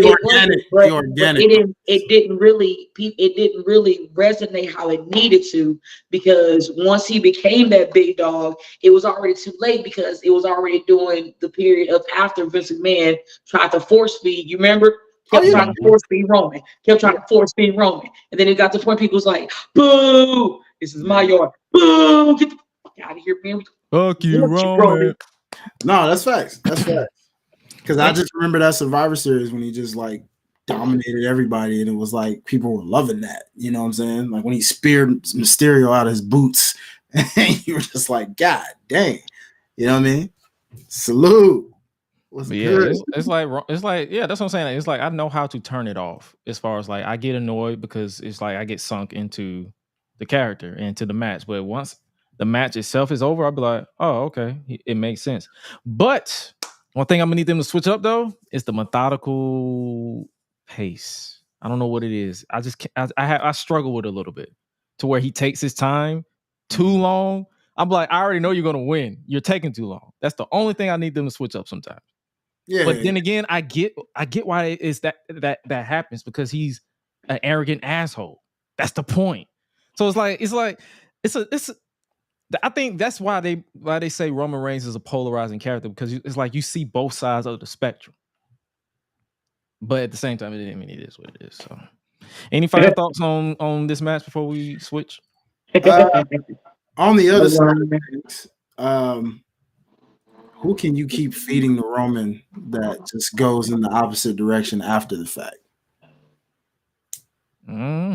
Because I mean, what has Sammy been the same since the organic rise and the organic pop after being fed to Roman to lose? LA Knight still gets his popularity, but is it as hot as it was before getting fed to Roman? Randy Orton's Randy Orton, so he's a different exception, because when he does eventually lose to Roman Reigns, he'll still be Randy, so they'll still cheer. But to the ones like a Kevin Owens or a Sami Zayn or an LA Knight, all those in-betweeners that are hot, and then they're so hot. To be fair about Kevin Owens, I feel like a lot of people or more so bored with him constantly facing Roman at the Rumble. It wasn't because Kevin Owens is gonna get cheered regardless because he's KO. Right. That part. It's it was just them, because it was like he faced Roman at the 2021 Rumble, and then he faced him all 2021, I believe, the end of 2021 into 2022, and then he faced him again, and it was like, oh, okay, so we're running this back. So KO is KO. He's not going to give. He's going to give. But I do feel like they literally feeding Roman this just to lose the title to Cody. So we'll see about that. And next up, we got a match that I ain't gonna lie to you. I still haven't seen. You skipped it. Oh yeah, I went to the store. Like I literally went to go get some blunts for the weed at the house. Like I was like, you know what, I'm finna go get. But the match I'm talking about is Kevin Owens challenging Logan Paul for the United States Championship. What did y'all think about this? Because I'll take y'all word for it because I did not watch, and I probably don't plan on watching it. Well, Lala, I'll let you take it first, sis. Of course you would, you asshole. Oh, oh, she was reading. I'm sorry, he had it on the camera. I couldn't see it. I was like, nah, bro. Like, there's a whole bunch of lemon heads over here, but I don't know how long they've been here. But yet, I want to try one. Nigga, what? It's the contemplation for me. Oh, you got them in a Ziploc bag, girl. You better eat that. Throwback. Yeah, you better eat that. But while she continue to contemplate, No, oh, no, I got it. Oh, so for me, I like the ass whooping that Owens gave Logan. It was funny as shit because he slapped the shit out of him, bro, and I lost my whole shit. Like, I think it was Logan that pinned him and he kicked out. And as like he moved, like overslapped the shit out of him. And I was just like, damn, son, like, did he owe this nigga money in the back, bro? Like, what was really going on, yo? Like, he was bleeding his chest up at the top. He was all red. Like, yeah, but I was just like, yo, I love Owen so much, bro. Like, it was for me, I saw some Kevin Steen. And that's something that like I was cool with. My son, on the other hand, Josh, you know how your nephew is. Yeah. He was pissed that I made him. He was mad. And I woke up and he was like, don't you ever show me that ever again. He's like, he said, I almost didn't want to even watch. He was watching the Royal Rumble after that shit. He was like, no. He's like, how fucking dare them give Kevin Owens the Eddie Guerrero treatment? The fuck out of here. He was like, no. He's like, I know. He just went on, and I was just like, yeah, that ending was interesting. Mike, of all times to have a referee suddenly do his job, it was this match. Do you know how many times, like, Josh, you remember how my thing, like Solo I was saw right the highlight. Nah, I saw the highlight. Bro, you watched him punch him in the face with the brass knuckles. Mm-hmm. And you started counting 1, 2, 3. And all of a sudden, oh, I got common sense. Where was the DQ when he punched him in the face with the big ass brass knuckles? where were you? The funny thing is, he was right there. Like, this is Logan Paul right in front of me. I'm KO. The referee is right there looking right at me. Bam. Mm-hmm. What? Yeah. That's what I hate, the delayed reaction. It doesn't matter the company. It doesn't matter if it's Impact or TNA, AEW, WWE. I hate when a referee is stupid. Unintentionally stupid, because it's like, bro, if you're gonna at least want me to convince that you're just now seeing this, at least look away. But you're looking right at the person, punch them in the face, and you're gonna start counting. So that means you are compliant to this assault. And then someone's like, oh, hey, like, okay, but continue what you about to say, because that little spot made me mad from the highlight. I was like, man, fuck this. No, I mean, it was just, I give them props for the fact that they were trying to do something like different in terms of not the usual pun is the other way around. Like the heel gets away with that, despite the fact of stuff like what you said. Because then on the other side, sometimes heels do that, and the referee saw it too. And you're like, bro, did you not remember that he literally just did this, and they still let the heel get away with it? So like, there are moments too where, at least this was in a semi different way, but like you said, it's still kind of ridiculous of the fact that if you literally saw it and now you want to, oh, hey, look, gotcha, caught you red-handed, sir. Like, bro. But then also it kind of makes KO look stupid too, because just a little bit, because like, bro, you forgot to take him off. Like, you hit him, but you forgot to kind of like, let me camouflage this a little bit. Like, bro, you were right there. You had it. And you're looking at it like, dang, that's right. I forgot I had these on my, you know what I'm saying? Like, dang, dog, I so forgot I had these on my hands. Like, my bad. You know what I'm saying? My fault, OG. I forgot. My bad. But obviously they did this to keep, I guess, KO strong. Do you think they're gonna do a rematch? Like at either Elimination Chamber or WrestleMania? Yes. Mm-hmm. Most definitely. That you don't end the match that way and not do one, to be honest. Like, the question is I know people were talking about like Logan Paul and LA Knight at WrestleMania, but now it just makes me wonder what happens if like Kevin Owens, based off this ending, actually does beat Logan Paul. Say like then it's Kevin Owens against LA Knight. Mm-hmm. LA Knight has a character where he can do both sides. Yeah. He can still be he can be an asshole. Mm-hmm. So that's true. He's a natural asshole. I ain't mad at a promo battle between the two. It would be very comic. I'm not gonna lie. So yeah. Like I said, I didn't see this match. I'll take y'all word for it. I wouldn't go get high. So, bro, if I was to take this phone in the room with my son right now, I'm like, hey, they want to know what you thought of the Kevin Owens and Logan Paul match. I would probably have to censor the hell out of it. Yeah, let's put it this way. You said you didn't like the match with Rey Mysterio at Crown Jewel, right? Well, then you'll love that compared to this then. Well, shit. Let's put it that way. Well, damn. Best way to put it. Well, I'll be damn. Last match, because it was a 4-match show, so we might as well go ahead and wrap up the Royal Rumble talk. The Men's Rumble. I wrote a few things down, but I think I was just more so just ready for them to get this over with, because I feel like I just knew who was going to win. I'm like, let's just get this over with. It's close to midnight. I'm high as hell. This weed about to take me out. It's like, all right, let's wrap this up. The jokes ain't really flowing no more because my brain is starting to shut off because I'm getting sleepy. So it's like, let's just get this over with. Yeah. So they started off the match with Jimmy and Jey Uso. Thought that was a good surprise, but that's also a good move because I called it the moment Jay came out first. I was like, watch it be Jimmy literally right after that, because it was a little predictable slightly just because they're twins, and it's like, oh, Jay's kicking it off. Makes sense because of the entrance.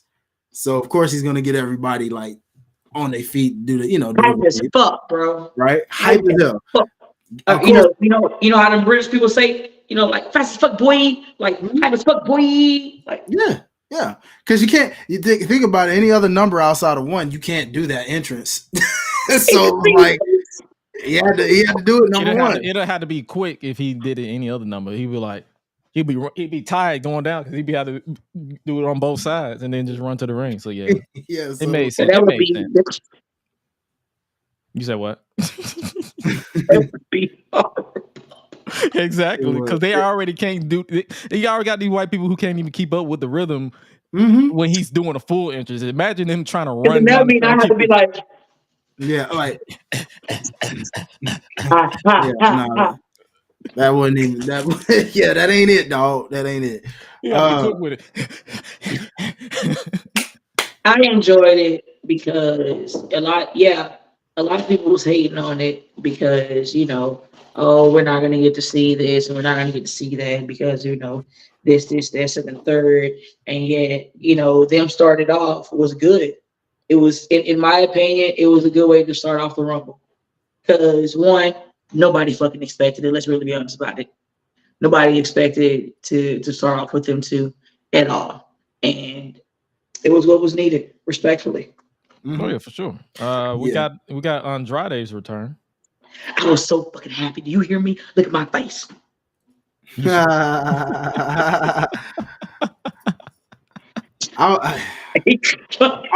Dog, I'm gonna call it like it is, bro. I was I happy. love Andrade, bro. I love Andrade, bro. Like since day one, he came out, bro, and like when he debuted in a NXT, son, and he just did his thizzle, and then when he had a Selena middle and Vega last was giving name. him and everything, bro. Andrade Cien almost. He had middle and the last name. Sheesh, Louise. Now he just singular Andrade again. Go figure, man. Yo, and then Selena Vega blocked me. And I don't even know why. That's crazy. Damn. Bro, I went to go look because we was talking about her outfit for the Royal Rumble. I didn't know what that outfit was. I was like, what is this? I thought it was like when I was Googling and everything, it was saying it was Gundam. And I was like, all right. And then somebody else was like, no, it was on Fortnite. And I was like, okay. And I don't know what was going on. I don't know. I thought she was a mutated butterfly. All I know is I just went to go and see which one it was, and then I was blocked. I was like, how did you go from eating fish to cereal? What is happening? It's my dessert. Wait.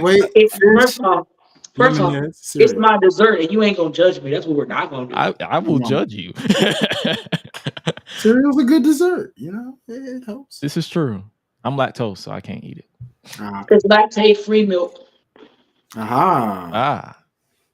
You always got problems to solutions and shit. Damn. Shit. You know what my biggest gripe about both of these rumbles were outside of the obvious Def Rebel? That was my main gripe. Cause I'm like, who is this? Man, my main gripe. Even Andrade's music, it was like, why is El Idolo distorted? It was like El Idolo. I'm like, what the? Who is this? Yeah. Yo, maybe on this dark skull shit. You know what I'm saying? I guess, dog. Like it was just, I don't know, man. That crowd too, bro. They was dead as a toenail. They was tired. They was tired doing the women's too. Oh, no. To be fair, no. It all comes down to the music. It all comes down to the music. Most of them were quiet because they like when Ivy Now came out. I literally saw people's camera footage on the other side. As soon as her music played, they put their phones down because they didn't know who it was. Mm-hmm. So it's like that's more so. That's the main problem is the music. Because don't nobody know who these people are. True. The only people the only time they got pops was Cody, Bobby, Andrade when they saw his name. So they didn't even get an initial pop. It was more so like, oh, that's him. Mm-hmm. And CM Punk. And was there somebody else that I'm missing? The MVP of the entire Royal Rumble, my friend. My boy. And Sami Zayn. They probably Sami Zayn. Oh yeah, Sami Zayn. So that's what I'm saying. That's what I'm saying. So it's like, is there somebody else I'm missing, nigga? You just tell me. The MVP of the Rumble, my nigga. My nigga R-Truth, bro. Don't do my ninja like that, bro. Oh yeah. My nigga stole the show. He stole both of them. My nigga came out in the women's and was just like, bro, wait, that's women. And it was funny because he came out while Nia was standing tall. I remember the last time that they was in, that he had did that in the Rumble. They had the altercation and everything. So this was cool. And the fact that he interrupted Valhalla, and she was complaining and got in the ring and then got eliminated. Yo, I was dying on the inside, son. I was me too. Especially because like as he walking to the back, she's already trying to get they holding her back. When he looked at Pierce and said, "Are you sure those are all women in that ring?" Bruh, my aunt, I swear on everything, my aunt was laughing because she said she was like, no, I agree with him. I was like, those are all women? I was like, Cutty. Those are all women in that ring? I was like, yo, son, everything in me was just weak, bro. I was like, I fucking love R-Truth, bro. My boy said, where the man at? I was like, Wrong Rumble? Wrong Rumble. All right. Then that backstage exclusive interview when he did like He was like, you told Yo. me. he said, "What happened to your hair?" Highlight. We need to come together to figure out how to get Joshua to get an interview with R-Truth because I feel like it needs to be done. Like, Oh, for sure. I was at, we can all pitch our pockets together. Save Yeah, us. I'm pretty sure he's pricey. no, that's just it. Because I got him on. I was able to get him on. Now, granted, it was pandemic season around the time. No, but still, you don't understand. Homeboy was only wanted like. Well, that's an off air thing. I got to tell you off air. He follows me on Twitter, so that's cool. Yeah. I'll let you know. Hey, Drew, I need you to follow me back. Well, I don't really pay. I don't keep up with people who follow me. Like I turn those notifications off. Like people got to tell me they follow me. Bro, he will totally follow you back, only just because of the fact that he follows randos that just shout him out. My notification popped up, and that shit was great. It says, "Oh, I feel it's like R-Truth followed you back." I was like, or in my case, I was like, AJ Francis followed you back. I'm like, oh, okay, cool. Yeah. I just be like, oh, okay, cool. But yeah, Truth, especially that part with the tag. Oh yeah, tag me in. But it's the fact that he got the crowd hyped that entire time because like even they like were like going along with it and they were just like they did that major tag. Bro, it wasn't even a tag, son. They were just like, It's the same shit what he did when he thought the 2016 Rumble was a ladder match. Mm-hmm. Basically, he put the whole ladder in there and then just said, it's not a ladder match. But at least in this one, you know what I'm saying? At least they like he lasted. You know what I'm saying? He showed up to the Royal Rumble saying Happy WrestleMania Day. Yeah, facts. And he smiled because you knew he was doing that just to make us. He didn't even want to say that. I can tell you. No, fuck that, bro. He wanted to say that shit. Go watch that shit again. He said that, he said that with his chest. He was like, Happy WrestleMania Day. And I was like, nigga, what? You son of a bitch. Oh man, dog. Hey. But outside of Truth, the opening, and Braun Breaker. Yes, Braun Breaker, bro. My ninja. Oh my goodness. Spearing ninjas out the wazoo. Say God. And then him, Braun, and Omar scared the shit out of Pat. Yo, man, funniest shit ever, bro. He got in, he looked at them, he got out, and he tried to go in and thought that they was going to jump when he jumped, and he started it worked, and he said, I'm good. I'm going to go ahead. Yo, it was one of those, it was that moment off of fucking Friday. You want some too, old man? No. That makes it a litlittle funnier now when I think about it that way. I had to. Oh, you didn't like it at first? Heck no. I thought it was a waste of a spot, man. I was like, God dang it. Because they do that too much, man. That whole commentary spot, you know what I'm saying? Think about did they do it last year? I don't remember. I mean, I'm just looking at over time in general because they did it with Booker T, they did it with JBL. It's like that comment, Michael Cole, Jerry Lawler. Let me go pause. Booker T, wrestler. JBL, wrestler. So watching them niggas get in and model off a couple of motherfuckers, I was here for that. Thank you very much. But they didn't know. No, because they got eliminated the moment they got in the ring. Like JBL come in there, knocked out. JBL Larry, somebody, don't you do that. Don't you do that. Don't you? What you talking about 20? I remember Roman knocking him clean out. What's that 20? No, it was 1 year where he literally got in the ring and got clothesline right out. Right out, yeah. Because Roman Reigns literally like just right out and he just went right back to the table. Like, that was 2016 too. Like he literally contended for the World Heavyweight title. He just went in and out. So hey man. I mean, I get both sides, but yeah, that shit when you look at it, I guess it depends. That's the beauty behind wrestling being subjective. It depends on how you look at it. Like some people don't like the truth stuff, but we love it. Some people didn't like this, but me and Lala loved it, and we pretty much convinced you to like it if you look at it from a different lens. So from that, I mean, the Friday thing makes it worthwhile. It's just kind of like, dang, dog. But and you know why? Do you know why, Hi-Lite? You know why? Ask me why. Because it's culture. Cause it's fun when I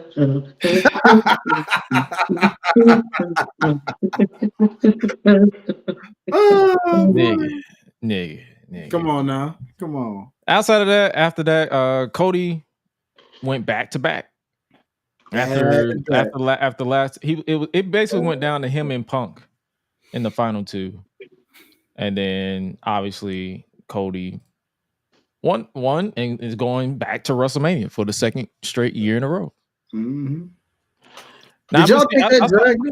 Oh, go ahead, Jock. I saw a lot of mixed bag with this one, but for starters, for me, in my opinion, I feel like this dragged.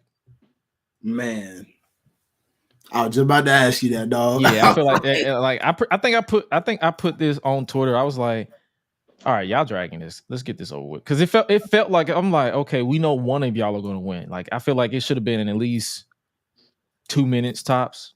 Because it's like, okay, it's either going to be Punk or it's going to be Cody. So it's like, let's get to the point. Mm-hmm. And then it turned into 5 minutes. Then it turned into another 5 minutes. I'm like, all right. I'm looking at my phone. I'm like, okay, what are we doing here? Mm-hmm.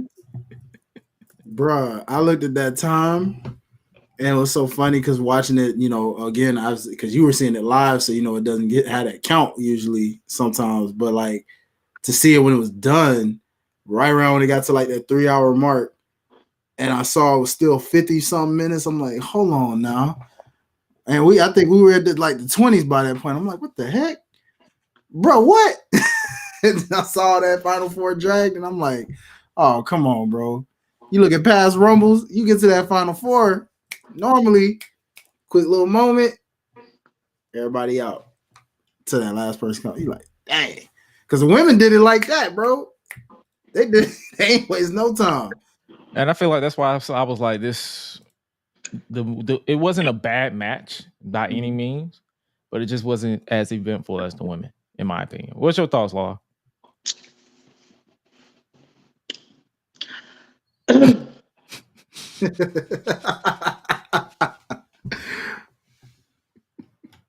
The fact that I got to sit down with Kenta and shoot the shit and talk with him, the fan in me, because I know how Kenta feel about CM Punk, was I was really waiting to see if CM Punk was going to do the go to sleep. And I was really just picturing like Kenta running in out of nowhere and just like kneeing Punk and just giving fucking go to sleep as like stiff as possible, and just being like, all right, and just leave. I felt like the fact that he said that he called Cody just Dusty's kid, in their mind of how I'm feeling is like, all right, they have to go at it and like really go hard. But the fact of the matter is, both competitors was tired of shit. And we could have already took that home. We could have took it home. Yeah, I was thinking of that. What's that Dave Chappelle skit? Wrap it up. That little box with the wrap it up should have started blinking. Ding, ding, ding, ding. Take it home. It was like, good Lord. Take it home. That's all I can say. I was like, all right. Because for me, I knew CM Punk wasn't going to win. And people was like, nah, CM Punk was going to win. And, if he didn't get it, I was like, it was going to be Cody. And I'm going to say, and the reason why it's the story, and everybody's like, nah, fuck the story's over. I was like, but I don't think people really looked at everything. And this is what gets me so fucking upset. I said, I'm going to be calm and cool and collected when I talked about this, but fuck. All right. Cody came back.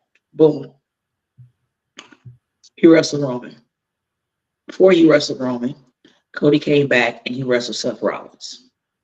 And when he wrestled Seth Rollins, what happened? Fucked up his shit. Purple tit. Purple tit. And then had to sit out. And don't get me wrong, he finished. You know what I'm saying? Did the match. Long ass match. Like I was watching, like Cody, this is not necessary. Not at all. Like I'm hard-headed, but Cody, Relax. you know. So I saw it. Boom, he came back. He wanted to finish the story, but in order for him to finish the story, he had to get them receipts. And people don't hear me when I say this, bro. Professionally, he had to get them receipts in the form of Brock Lesnar. Mm-hmm. And that was the biggest receipt that you gonna get, bro. You want to take these ass from Brock, and the thing is, if you take them ass from, can you hang? Can you survive? And that's why when he beat Brock at the last one, and Brock shook his hand and gave him a hug and like held his hand up, you know, like that's a lot. You feel me? That is a lot. So on top of that, you have him do that, and then you know he finally faces Roman. He loses. What happens? Not only it wasn't the same Drew McIntyre promo. Well, This dude actually took Roman's cousin, bro, and put him on a Raw. You feel me? right hand man. Right hand man, main event Jey Uso, and on top of that, him and Jay went and beat Judgment Day for the fucking tag team championships. Mm-hmm. You feel me? To the point to where like they showed up on SmackDown, and when Roman them came out and Roman was in Cody's face, Roman was mad. And that was something that was great. Why? Because we barely see Roman have any emotions, because Roman is like, he don't give a fuck. He's a tribal chief. He can do what he want to do. You feel me? Long show. But nigga, how does that feel to take your own family, my nigga? Take your own family and go and get the belts that him and his brother couldn't get back when they was rocking with you. Mm-hmm. You feel me? See, I looked at everything. I watched everything, even the Sami Zayn thing. Like people fail to realize it showed Roman's character more having Sami Zayn part of the storyline, because only Sami could break everybody. Everybody was so serious. Mm-hmm. Sami came around and he was accurate. He was what the bloodline needed, because it told the story. And if you don't think it told the story, go back to NXT when Sami and the Usos had a fucking 6-man tag and they was busting out moves at the end and they was killing it and like chilling. Like there's history there. So everything made sense if you did your fucking homework. For me, the bloodline didn't get dry. It made sense. It kept telling stories. It did what needed to be. I had goosebumps. Like, you could tell that nigga was salty. Look at his face. Like, motherfucker, how dare you, nigga? Like, look at it. Like, I want to punch you in your shit right now, son. Like, look, this is my show. Like nigga, like, dude, you got some motherfucking nerves, bro. And you gonna take my family too? Oh, so I'm pussy, right? I'm pussy, right? That's what you saying to me. I'm pussy? Bet, nigga. Bet, nigga. You got talking back. Tell him, boss. Tell him, chief. We not pussy. We whipped pussy.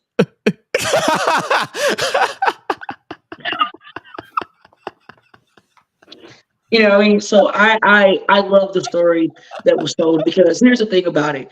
Constantly again, you have fans that are always complaining about not telling a story and not doing anything long term. You get a long term storyline and then you're still bitching and complaining about it. Mm-hmm. And it's making sense if you really pay attention to everything. Mm-hmm. Do I feel like Cody can beat Roman at WrestleMania? On some real shit, yes. Only because I'm trying to figure out how many days is it going to be until he surpasses Hulk Hogan. September. He'll have to literally go through October. It would literally have to be October 2024 for him to bypass Hogan. Damn, Cody. And I feel like a lot of people don't have that type of patience. Damn, Cody. They really don't. Damn, Cody. I'll be honest with you. I feel like they're going to put it on Cody at WrestleMania. Oh, sure. and let Roman have a break. Like the man has been champion for He looked tired right here. going on 4 fucking years. And like people fail to realize this man still has leukemia. You feel me? Mhm. Like, Of course, it's in remission, but it's like it's still in the back of his mind. In like you never know. right. So yeah, it's a lot of aspects. So yeah, I'm ready for them to finish the goddamn story. That's where I'm at. Right. And that's the thing. There's a story to be finished. You know what I mean? Because it wasn't just all right, he lost, and then all of a sudden he's just like complaining and saying, hey, I got one more. And no, like he moved on, Mm-hmm. picked some more fights. Literally did side. It was literally 2023 was literally the year of side missions. The year of side missions. You feel what I'm saying? That did what? Brought him back around Mm-hmm. to being right where Roman is. Because Eh. once you have them belts, you can go to any branch. And Nah, see, he'll be on SmackDown. and see, Right. So mind you, when they won them tag belts, that's why when he went to Rome, oh nigga, like this is like It's the wrong show. like It's my show. ooh, you know what I mean? It's my show. He ignored Jay. He like you. He didn't want to look at Jay, but He you like, had nigga. Jimmy looking at Jay like, Hey, Mhm. hey. cuz. Hey man, I'm ready for Cody and Roman to finish that Let's goddamn see. story. But before we wrap up on Royal Rumble, we had predictions last week. So, my man Hi-Lite is what? 3-0. Oh, 3-1. Oh snap. 3 wins, 1 draw, because I believe we all predicted and everybody like it was a draw. And I am 0-3 and 1 until the Rumble. So, and new, we call this the Freepedia Championship or predictions because I predicted everything right. We both predicted everything right, but I won because of I believe he picked Liv Morgan to win the women's, and I picked did? Bayley. Yes, you did. Yes, Yeah. you did. You did. I didn't remember that. No, because I every really- time I make sure every time we make predictions, I write them down because I'm good at forgetting too, and I'm looking right here, and I didn't change shit. So Cool. 4 matches, dog. I got to get one of them wrong. I got the gold chain for the week. So I'm gonna my guy would win the one with 4 matches. He only got that gold chain if you don't Debo your ass. That's cool. We got Elimination Chamber. It's all we got NXT Wednesday this Sunday. So if you count Ooh, it. can I get my predictions even though I probably won't be here? yes. Well, I'll do it after you start like showing it. Yeah, for sure. That concludes Royal Rumble. I got the gold chain. Took us 2 hours to get here, but hey, it is. Yo, don't act like we ain't been having fun. Hell yeah. No, don't do it. I'm not doing that. That's not a complaint. That is not a complaint. NXT. We just finished literally watching NXT like 2 hours ago. So what you think about NXT this week? This was the go home before NXT Vengeance Day. It was headlined by Ilya Dragunov and Trick Williams doing a face-to-face before they face off this Sunday, along with Roxanne Perez facing Tatum Paxley, and I believe a couple other matches that I barely paid attention to. So, what was y'all highlight for? Let's start with you, Lala. Did you peep NXT tonight? Cause you was asleep. Yeah, never mind. So, Dwayne, what was your? I'm not even gonna hold you, dog. I'm disqualified too because I didn't get to see any of the show tonight. God damn it! Yeah. You had one job to do. Now I'm just trolling. It is what it is. Yeah, Hey man, that's the beauty behind these shows. It's like sometimes we peep them, sometimes we don't. But NXT this week, it was more so a mixed bag for me. Like it was some of them. I had my highlights. Obafemi continues to be a beast. I ain't gonna lie to you. Like this man literally showed up and chopped somebody down again. I saw that. Like nothing happened. Like this brother just went out here and just said,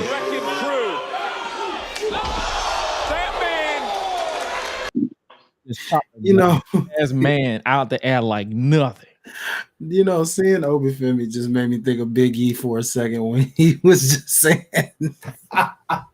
That man, they was asking that man on the bump about No, the queen's still here. She said JC Jane becoming Uncle Clifford to save Chase U because she's pimping out the NXT women.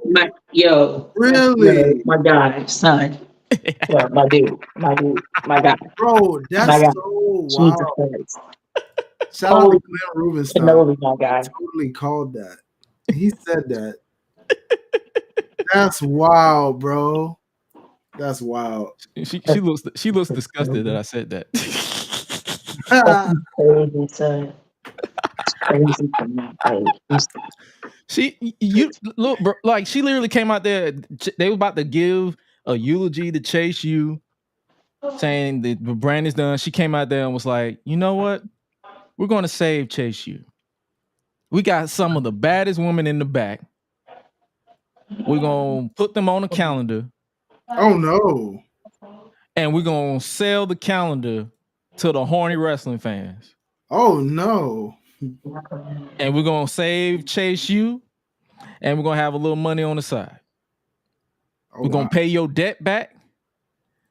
We're going to pay your mortgage, your rent. And all we got to do is get all these fine women in this locker room to pose for a calendar that may or may not be real. So all I'm going to say is, Sean, you are the booker of the century. Yeah. If OnlyFans was a wrestling story. That's literally what she did. She literally turned this into OnlyFans. Only calendars. My goodness. Wow. Pimping ain't easy, man. Word to Godfather. Pimping.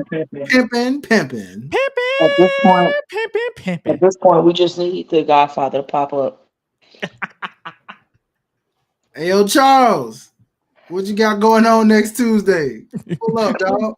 Charles Wright, what you got going on, man? But yo, man, NXT, it's like it was a mixed bag for me because I feel like they was booking towards Vengeance Day. Like Dijak, that man stayed with Ops. Bruh.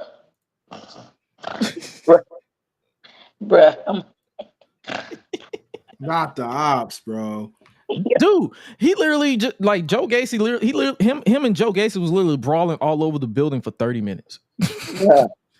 And he threw this man off of a truck into a dumpster. Just because Joe Gacy said he's like a cockroach, he's just going to keep coming back. And I just said, oh, I'm pussy. Bam. Yeah. That's literally his whole gimmick. I'm pussy. Yo, when he wrestled the dude and called that man a tree hugger, yo. And he took his belt off and started beating the tree. I said, you know what? This dude outlawed all the way the fuck off, son. Because, yo. Was that Eddie Thorpe or something? Bro, I was so weak, son. Bro, when I turned it on there and I was looking, I said, all right. I was like, wait.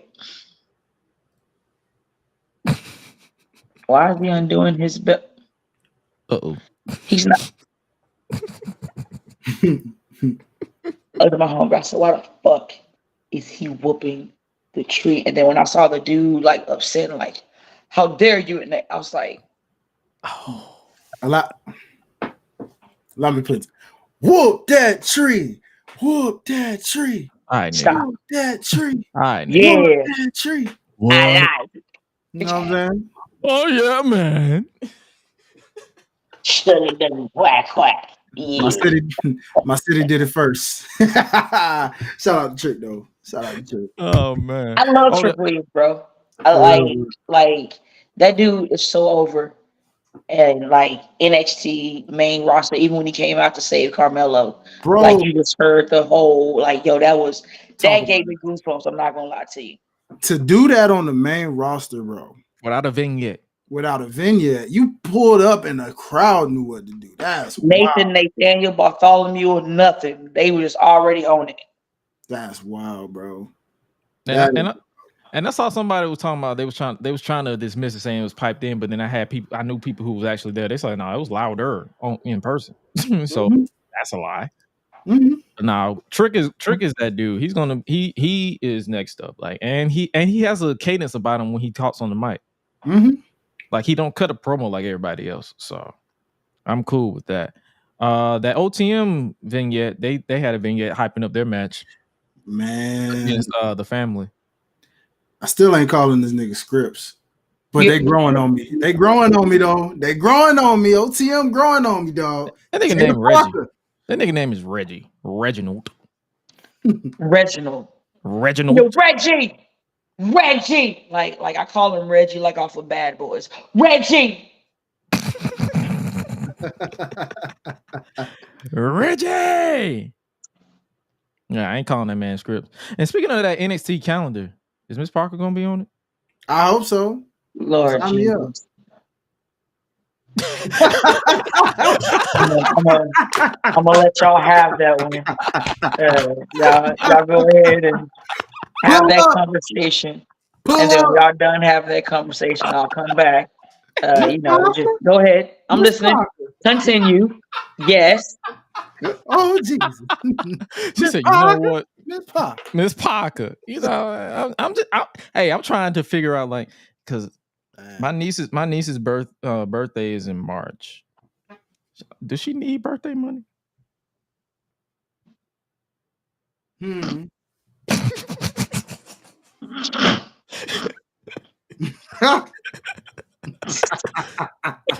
Because that can go towards that calendar if they. Wow. That's. We stuck on the same month. Hey, what month Jada on? Okay, we stuck in that month all year long. Okay. I just want to see my face before I go back, but yeah, if she's in March, March is her month. If she's in April, April's her month. Hopefully she's in October, because that's my month. You know what? It could be our month, yeah. Or May, as in May. Is Jakara Jackson on the calendar? You know. I'm buying 3 if that's the case. Are Jakara and Lash on the calendar? Bro. Hey, Sean, hit me up. I got some ideas. Lola. Now, that match she had with Electra Lopez wasn't my cup of tea, though. I don't know why. I wasn't feeling it. I wouldn't know. I have to see it. I gotta watch it. You have to watch it back. Once again, you talking to us like we was like, yeah, man. You know what? All right, nigga. I gotta see it, dog. I'm not gonna pass up. Yo, it sounds like God is talking to you because you don't see nobody, and it's just like, hello, how are you? It's just Miss What That Larry Do, just voiceover as God, as if this is the Prince of Egypt. It's like the ad lib. Like Josh is just doing this thing. You hear me? Now this is Joshua. You may know him from Gresham Unleashed. He is. That is not my show. That is not my show. I love how everybody says my whole last name when they say Gresham Unleashed. They say Gresham Unleashed. Gresham. Nigga, that's too much talking. I mean, but it says it. Am I not supposed to say it? It says the first part, not the full part. Well, it looks like it the way the font is, so that's why I say it. Look here, Lala. NXT closed out with a Trick and Ilya faced off, basically. And here's Mello once again. God, his hating ass. Jesus, like, sit the fuck, like, bro, leave him alone. I'm trying to get you ready, Trick, because Illinois is going to do that to you. No, he's like, yes, he is, man. I know these things. Like, bro, like, let the man have the spotlight by himself. You sore losing, proper light-skinned head-ass nigga. Jesus. He has a separation. He has a separation complex. He has massively separation anxiety, fam. He's still guilty. Yeah, that nigga's guilty. He did that shit. Like, look at the way he's looking at Trick. Like, yo, guilty as hell. Guilty. It's that light skin. I would tell people that. That's why I'm like, I'm only light skinned in the light. You a light skinned ass lie, but I'm gonna let you rock for right now.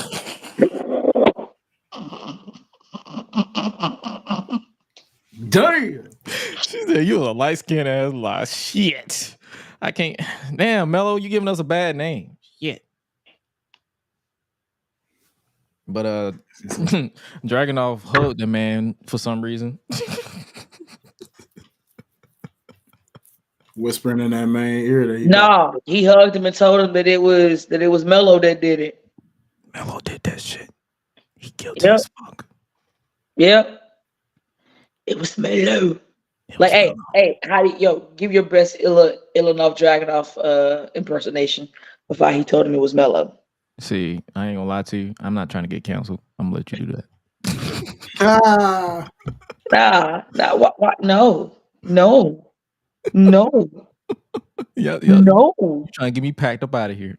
So you trying to get me packed up out of here? That's crazy. That's crazy. That's what I'm saying. Like we're just gonna avoid doing that in general because we're not trying to get packed up out of here. Okay. Yeet. Yeet. No yeet. I know I was waiting. Yeet, no yeet. Yeet, no yeet. Yo, wait. Yo, post it. Yo, play it again. Yo, that. Yeet, no yeet. Yeet, no yeet. Hold on, let me pull it up again. Well, damn. Yeet, no yeet. Yeet, no yeet. Yo, when was this? Like 2 weeks ago. Now I gotta go and look at this shit 2 weeks ago because I want to see that whole full promo now. He was. Yeah, Roman was mad. This was around the time where I think this was when they was in Atlanta. If you see that hoodie where he was like, Atlanta acknowledged me. So this was like 2 weeks ago. Yeah. Okay. But yeah, that's NXT. It was a mixed bag. Like NXT continues to be one of the most consistent weekly shows in my opinion. So there's that. Let's get into these speed round predictions for NXT Vengeance Day. Let's go ahead and pull up the match card. As of now, it looks like it's a total of what is it? 1, 2, 3, 4, 5, 6, 7 matches. I may have miscounted. It might be 6. But yeah, you know how I am. Me and math, unless it's money, don't get along. All right, so let's pull up the first match for this one. I'm gonna actually write down everybody's predictions so that way we won't have no confusion. Did I say that? Yeah, we never want no confusion. I'm just playing. Man, look. In case you don't know who we're talking about you, Nikki. You have it's you. All right. So the first match we got is the finals for the Dusty Cup. It is Braun Breaker and Baron Corbin. I guess I got to say this now. The Wolf Dogs versus Trick Mellow Gang. Where the winners will become the number 1 contender for the tag team titles. I'm gonna let you go first with your prediction, Lala. 30 seconds and why. Why I gotta do that? That's not fair. Why do I have to go and do it first? That's not fair, yo. I don't want to go first. I'm still looking at this like shit. So we'll come back to you. Hi-Lite, go first. Josh, go first. Nah, go ahead. Go first, bro. Yeah. You know what, dog? I'm probably gonna actually go. I'm probably gonna go with Trick Mellow Gang, bro. Okay. So I'm just a swerve feeling. I don't know why. It's a little swerve feeling. Okay. That's all I got. Just a swerve feeling. What about you, La? You just still came back to me as if like I was ready. That's crazy. That's crazy. All you gotta do is just flip a coin, hot potato, and just pick it. I don't want to flip a coin, Dad. Okay. Okay. Shit. I'm thinking this, and I'm weighing out the options. Like Braun and Baron can't get but there are there more of a team than Trick Mellow? No, they're not. Because Trick Mellow, decision. You want me to pick automatically. Fuck out of here. You know what? Rick and Mello. Okay. So I'm going to be that guy, and I'm going Of to course, go ahead and pick. you're And gonna pick the Saltines of the year. Go ahead. I'm going to pick the Saltine. I'm going to pick the LeBron Toretto and shiny bald head Corbin, aka the the Wolf Dogs. Whatever the Wolf Dogs. Like who the fuck said, hey, let's do the Wolf Dogs? Like that lame ass name. Yeah. The Wolf Dogs. Like nigga, you couldn't say anything better than the Wolf Dogs.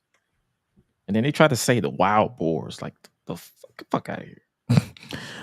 Next up, we have that was literally just announced is a no DQ match. Dijak versus Joe Gacy. I'll go first for this one. So like I said, Dijak stays with ops. Like literally everybody his ops. The gnats in his house is his ops. The milk not being cold enough for his cereal is his ops. His car not turning on when he exactly wants it is his ops. His kids is his ops because he made his youngest child cry one time. Everybody is his ops. I feel like if he dies and go to heaven, God will be his ops on principle. So if I had to pick though, I will go with Dijak. Who you got? Hi-Lite. Dijak. Lala.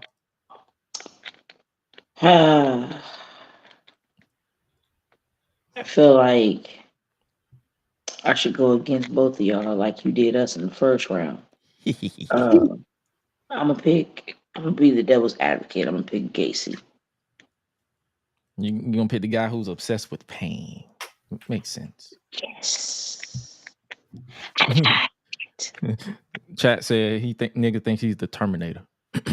Yo, he looked like he just farted and he didn't like the smell at all. He thought it was like a silent one and it was a deadly one. Yep.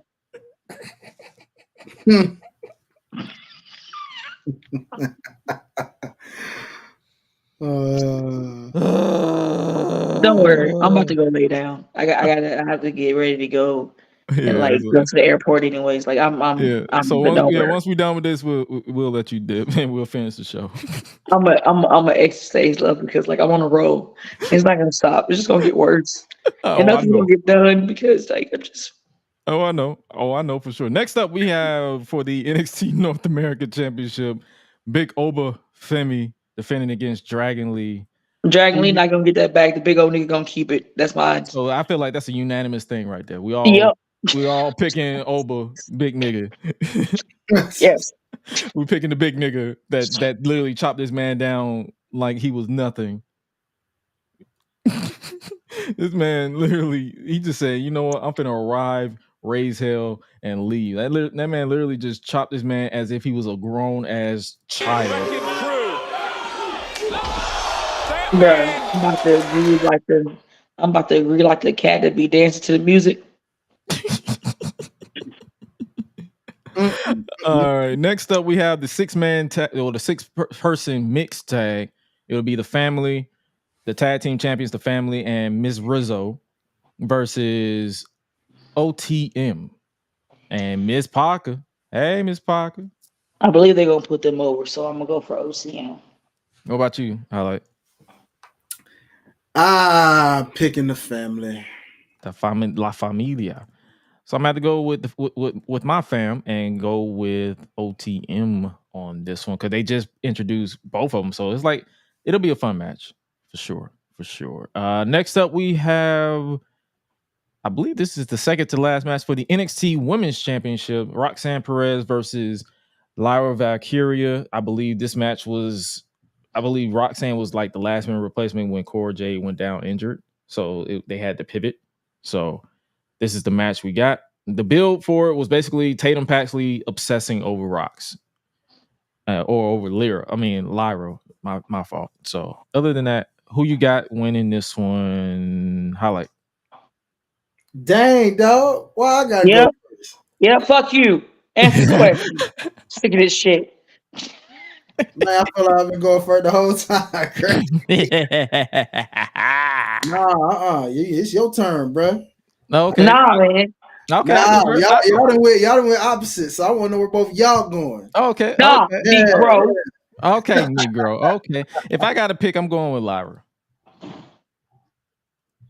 Because I feel like at some point Rox is getting called up. So it's only a matter of time.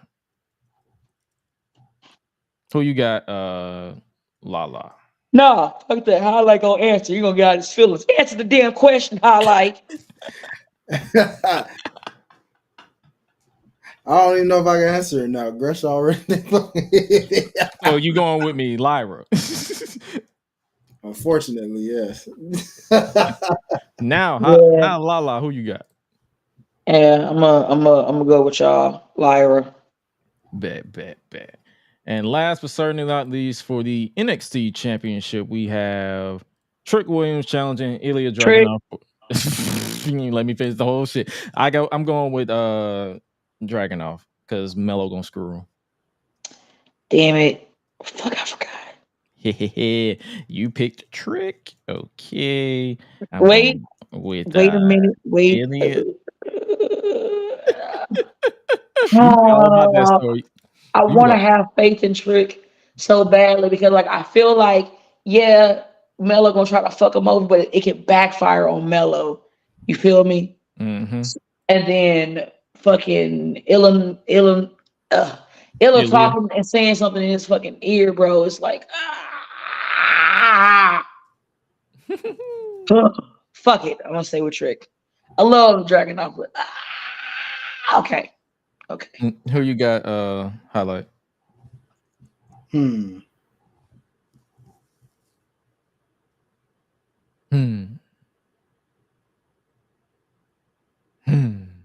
Split decision. Yeah. He basically just said both of them. Both these guys. Both these guys. Both these guys. Both these guys. But NXT Vengeance Day goes down this Sunday. I'll be out of town. I'll be in North Carolina, but we'll likely do a post show if we both feeling up to it. That'll be on Sunday. We'll definitely let you guys know on social media if that is the case. But for now, Let me know. TBD. Send me the link, and I'll pop in. Okay.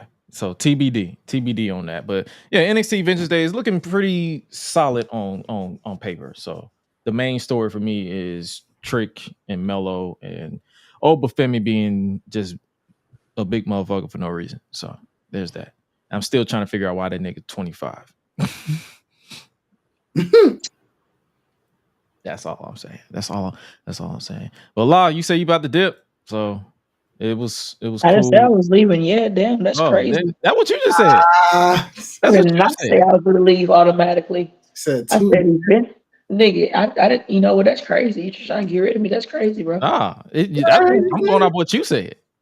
No, you're not. I wasn't like, yo, all right, my nigga.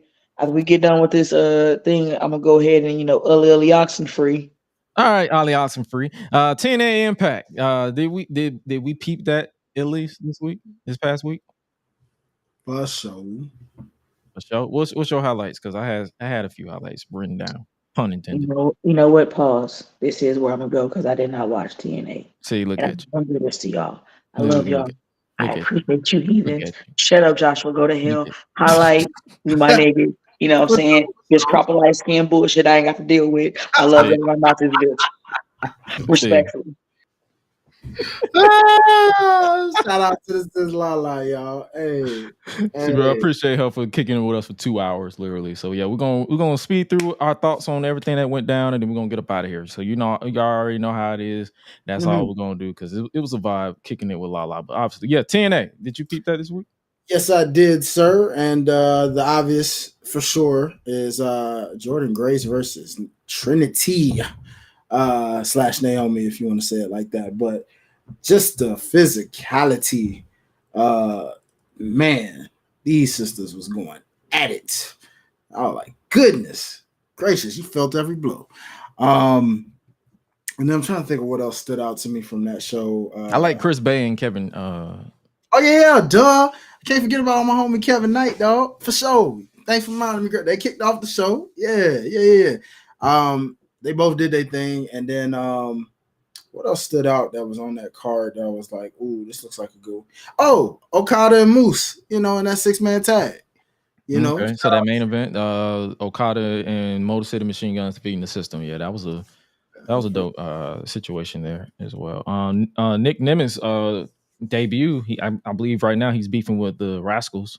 He defeated Zachary Wentz, and I think he's going to face Trey Miguel next week. So that was a good one. And also, Santino announced the best of 3 series for the TNA World Tag Team titles between ABC and the Grizzled Young Veterans. You remember the GYV from NXT UK? I've never really been a fan of theirs, but in ring wise, it's gonna be a technical masterpiece in my opinion. So for sure, yeah, it should be something that slaps for sure. Oh, TNA Explosion is back. They brought that back. So, okay, is that something that interests you, like TNA Explosion? Yeah, I mean, at this point, TNA is riding a lot of momentum, man, and why stop when you can just keep going? Especially given what they're coming off of with all the exposure they're going to be getting from Jordan Grace's surprise Rumble appearance. Like, shout out to their social media team capitalizing on that very graphic and the YouTube short just showing the highlights of every part of her career. That to me was like, yo, if it's one thing y'all always been good at, it's right on the money. Whether it's like whenever R-Truth's hot, they're gonna show you, oh yeah, check out Ron Truth Killings in TNA. Oh yeah. Or hey, Lone Wolf AJ Styles. Well, check out the whole story of Lone Wolf AJ Styles. Oh, Sting's retiring. Check out all of Joker Sting. Just all these things where they're like, yo, y'all, whoever does y'all social media, they need a raise. So before we move on from TNA, next week we're gonna hear from Frankie Kazarian after betraying Eric Young. You know what? That was another thing that stood out to me. Not this, but what went on backstage between our boy AJ Francis and Rich Swann. I feel a potential heel turn coming and a new stable forming. AJ Francis about to do something. I don't know what, but this man about to do something, y'all. Stay tuned. Oh yeah, for sure. Next up, we have the kickoff of the best of 3 series, for the TNA World Tag Team Championship. ABC versus Grizzled Young Veterans. Nick Nemeth versus Trey Miguel. And so they're basically gonna. So do you think this is gonna lead to Nick getting a partner? It could be. Now I'm not sure exactly who, because it could be his brother, or it could just be maybe a 1 versus 2 kind of situation, and he just gets some assistance. Okay. And the last match they have is Masha Slamovich versus Jody Threat. Classic bout. Should be one of those technical yet unorthodox style matches for sure. So another week for TNA Impact. Will definitely be more in depth as we go forward, but seeing as we are closer, like the way this show is set up, a lot has happened since then. But yeah, we definitely going to continue to show love for TNA, and we might end up doing, like, whenever they do another pay-per-view, like one of those bonus things. If we both ain't doing nothing, we might do a post show and give our thoughts on that. So yeah, we definitely gonna be showing TNA more love on this show going forward. Let's switch over to Raw. CM Punk is out of action and will miss WrestleMania. You got any initial thoughts on this? This announcement? Such a bummer that we had to go through this again. And I had the feeling. I just knew it because of how long it took for his first match back. Something told me this man body gonna break on him again. And unfortunately, that's exactly what happened. But shout out to the fact that this apparently happened somewhere between the Future Shock DDT that Drew gave him. And that they're actually playing off of this as, no, I legit targeted you. So great work on both parts. Drew definitely did a great job being a dastardly heel. Also, it reminded me of Cody Rhodes when he tore his pec, and how Lalo was just telling us earlier about that story. When this comes back around, given what he did to physically attack him, I was like, wow, he's even taking some physicality. I guess it's like Cody, where you can't do much more damage to it since it's off the bone, so might as well take some physical contact. Looking forward to seeing how they tell this story when it comes back full circle. Now, my thing is Drew embracing himself as the hater of the century. Because he said, bro, I've been praying on your downfall. I pray. He's like, I pray for that to happen. And I think when WWE posted on Twitter that Punk was out, he was like, he posted that meme of Michael Jordan looking at the iPad and just laughing. So this man does not care at all. And of course, Drew went on to defeat Sami Zayn in the main event. What did you think about that main event? It was cool, but I just didn't. It goes back to what I was saying about Sammy, man. I'm not liking where things are headed for him right now. Like to come back number 30, this and that. It was all about for him getting revenge, and I just feel like he lost, so he didn't get his revenge after all. But it's not like Drew could take the loss. I mean, they did protect him a little bit with the he blocked the Helluva kick, and I guess him blocking pretty much turned it into an impromptu low blow Roman Reigns style. Mm-hmm. Yeah, I peeped that. It's just, there's only so much protecting you can do before you're like, a loss is a loss.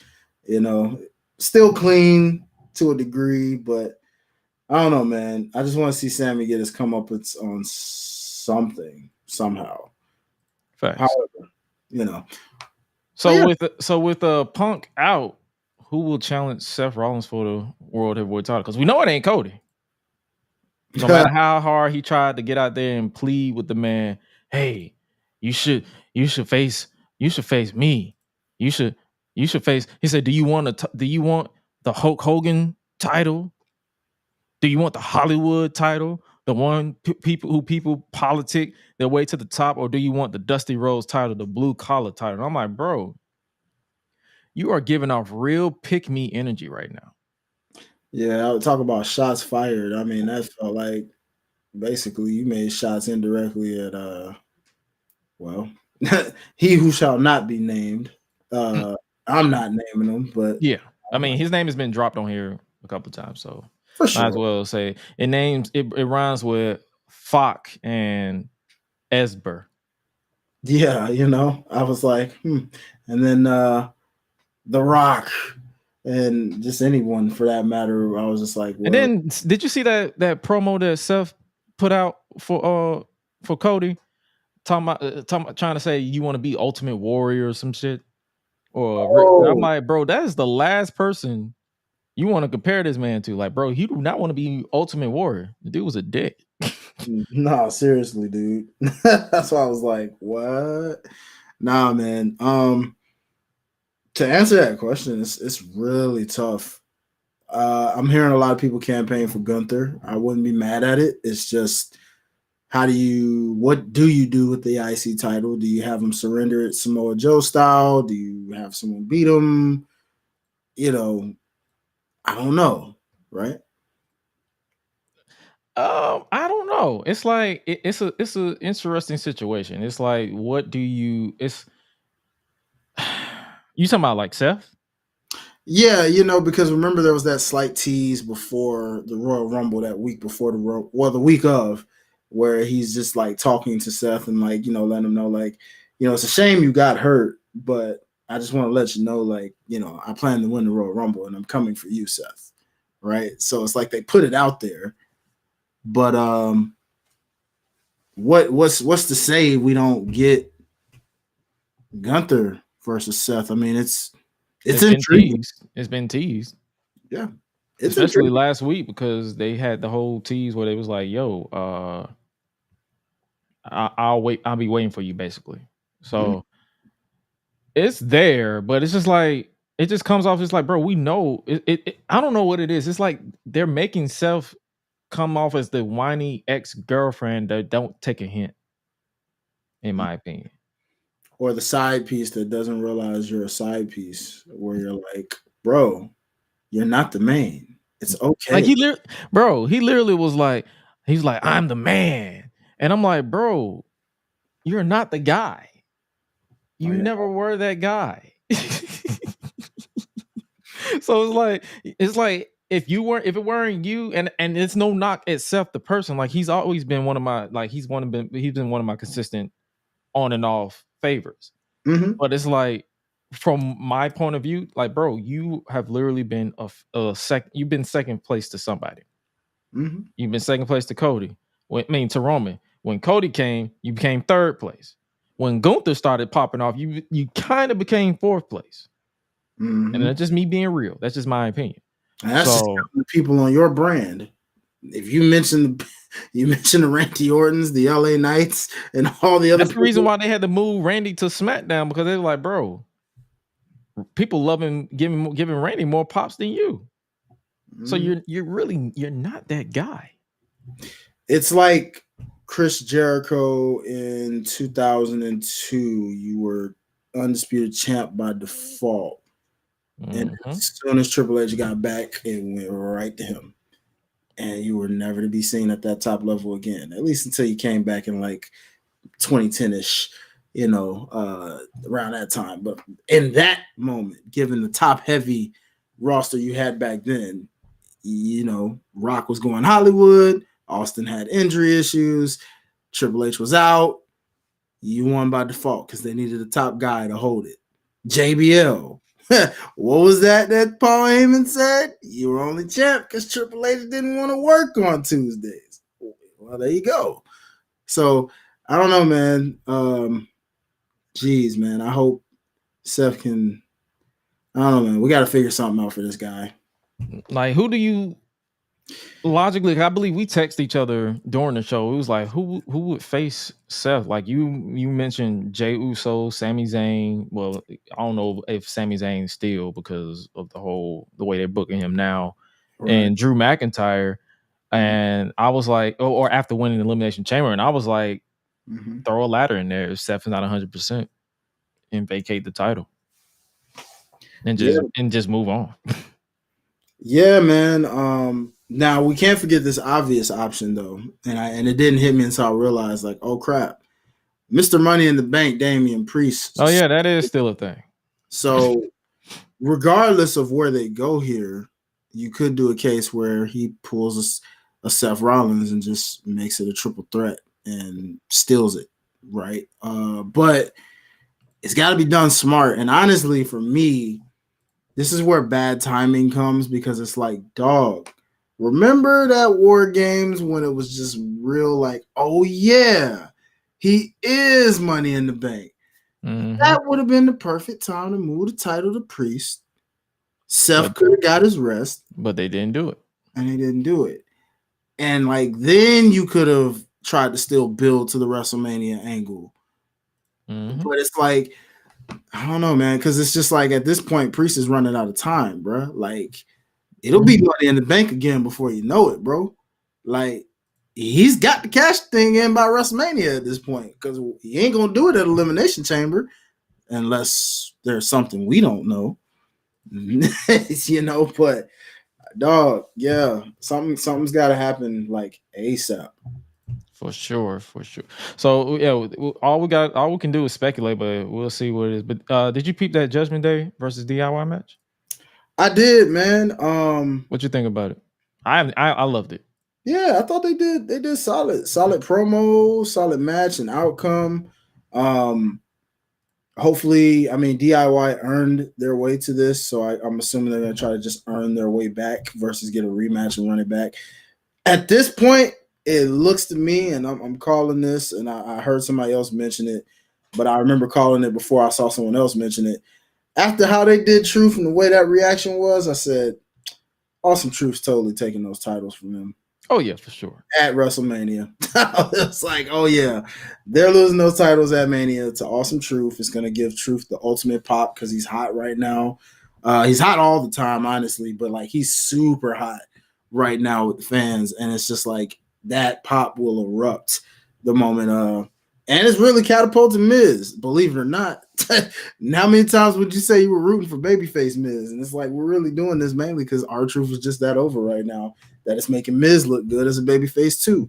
So yeah, shout out to Awesome Truth for being the future tag team champs. And I think that's how we see Damian Priest then say, okay, well, I lost these, but guess what else I picked up? Heavyweight championship. Mm-hmm. You know? So, Oh yeah, so I enjoyed the DIY. Like I enjoyed the promo until I heard Def Rebel's music. We are. I'm like, please turn this shit off. Turn this shit off. Turn it off. Turn it the fuck. I just honestly, I'm at this point. I'm done complaining about Def Rebel. I'm just gonna mute my TV. I'm over it. Yeah, because I'm tired of it. I'm tired. I'm so tired of the same old like. brother, I don't blame you. I really don't. That's oh no, man. I don't know, man. But other than the match, yeah, I'm with you on that. Like with Awesome Truth winning the tag team titles and possibly DIY running it back on down the line. So we'll definitely see how that rolls and how that flows. So, for sure. Jey Uso defeated Big Bronson Reed. Do you think they setting that up for him to face Gunther? Yeah, it definitely comes off that way. But again, the World Heavyweight title situation now makes this a little more interesting because if Gunther gets inserted into that World Heavyweight title match, then either Jay beats Gunther or Gunther gives it up and Jay works his way to getting it.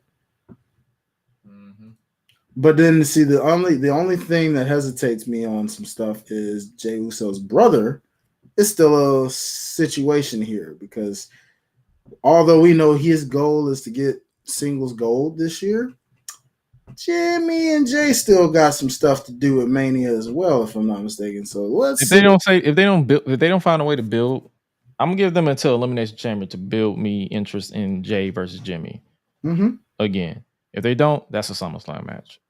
No, facts, because the Rumble was supposed to be it. And that was the one thing I didn't get to mention about that men's Rumble was how did you have both of them get eliminated by not each other? Other people. Yeah, like it was like, well, wait a minute, because when the moment Jimmy went out, I'm thinking, oh, okay, well, he's totally going to cost his brother, right? Like if I can't win, you're not going to win. Nope. He's gone, and then Jay gets eliminated by someone not named his brother, and I'm like, well, dang. So you ain't really tell no story. You just teased everybody by having them start off. So we'll see how this works out for Jay. I'm most intrigued by his direction right now on where they decide to place him. He can go anywhere. Oh yeah, for sure. Gunther retained his Intercontinental Championship over Kofi Kingston in a solid match, in my opinion. For me, it was one of the weakest title defenses during Gunther's title reign, but it was still a fun match. Like I feel like when I say weakest, is not none of his matches are bad. It's just not as strong emotionally as the other ones. But you probably have something else to say. I saw a 3-minute clip of it, so I didn't see this in fullness, but it seemed like the crowd had a different way of responding to this, which means it must have been epic based off that crowd. But I'd have to see this full match to really have a full opinion on it. Yeah, it wasn't. And the thing is, I don't say it as like this was a boring match. It was like out of all the matches that I was emotionally invested in, this wasn't as investing, but I was still invested. Gotcha. But it was still a fun match. Like it was like the crowd. If you go basically solo off to the crowd, they had the right reaction. But I was like, if I had to. You know how I'm always like, I always try to rank. Like I do the same thing with Roman's title reign. I'm doing the same thing here. If I had to rank, this would be like not the bottom, but it'd be like one of the, like towards the bottom. But also pretty much because I still feel like that match with Sheamus still tops it from 2 years ago. So that's what I'm saying. It's like, it was, yeah, I'm always ranking it, but it was still a fun match. Okay. And then Nia Jax apparently is Aussie. Did you know that? Really? She was Australian born. She was born in Australia, but raised in Hawaii. I was literally I was Monday years old when I found out. I was like, wait, she's Aussie? Because someone had, I think his name was Jones World on Twitter. He was like, well, it makes sense because I was like, it's basically going to be Nia versus Real. Rhea Right? Mm-hmm. at the Elimination Chamber, and he was like, well, it makes sense because it's two hometown. I was like, Nia ain't from there. And then when I Googled, I was like, well, I'll be damned. She's Aussie. Well, shoot. All right. I didn't. But what's your interest level on Nia and Rhea? Is it that type of situation where you just like, let's just get it over with? No, I mean, it makes sense. She's the only heel, to be honest. The only real woman's heel. Rhea's not even technically, because she's a heel on paper, but shoot, fans love her so much, it doesn't come off that way. Hence why she's able to look like a babyface compared to Nia. Damage control, maybe you could say, are heels outside of inevitable Bailey's babyface turn, but I show some interest in it. It'll do what it needs to do. Two big women going at it, and I'm pretty sure the crowd is gonna eat it all the way up because it's Rhea's hometown. For sure, yeah, she'll get all the cheers. Nia will get all the boos, and she'll get the big pop once she picks her up for that inevitable riptide. There you go. Okay. So, yep, that's all we got on Raw this week. Did you peep Collision at all this week? I'm not gonna lie to you, brother. I did not. Like, that was the day of that was the Royal Rumble, and then I had my show. So I think, you likely missed that one. Wasn't that, now? Correct me if I'm wrong. That was Dynamite. That was Dynamite when Swerve and Jeff Hardy went at it, right? Yeah, that was last week. No, that was last week. Yeah. Okay, because that was a match I watched, and then now this one had the cage match that was supposed to be with House of Black. That was Collision. Well, yeah, that's what I'm saying for Collision. Yeah, I wrote down a few thoughts, and I'll just give my opinion on it, and I could just tell you what I thought about it, and you can obviously look at it yourself and form your own opinion. Okay. But yeah, it was, for those of you who don't know, the Escape the Cage trios match where FTR and Daniel Garcia battled the House of Black was a good idea. When before they made it a Escape the Cage match, where the only way to win was by escaping the cage, because they had Daniel attack before the match and teased Mark Briscoe being his substitute, but House of Black took him out before the match, and then when the match happened, Daniel eventually showed up with the most gimmick head wrap you'll ever see. Like, it was literally full gimmick. Like, think back to I don't know if you played the one of the SmackDown versus Raw games where Triple H got his face smashed into the TV monitor by Chris Jericho. Oh, and they had him like walk around with a full head wrap to cover up like the eye. Yeah, that's what it looked like to me. And so I spent like 5 minutes laughing at that because I'm like, this is the most absurd, like, over the top gimmick for no reason. But they had it was pretty silly, but it's wrestling. I love silly. So the match happened, and you had everyone eventually escape either through the door or over the top. But here's where my problem lies. You build up Daniel to do this underdog story. Like, he's basically trying to fight underneath from the big bad House of Black. And visually, like, if you look at it visually, he has to run away and not overcome by beating them up, like pinning them. It was like, you just have to run away. And it's like, this is where you're losing me, because it's like, and it could just be me overthinking it a little bit, which I'm good at doing that. But if someone attacks you and makes you bleed, in my opinion, nearly removing you from the match, when you want to stay in the cage and dismantle him, and wouldn't it have been more poetic to see him get the pin? Because how I see it is, Black got screwed over by the good guys, because eventually Mark Briscoe came back and slammed the steel cage door into Black, and that allowed Garcia to escape on the other side, and the good guys win. So I'm like, that's where they lost me a little bit because of that.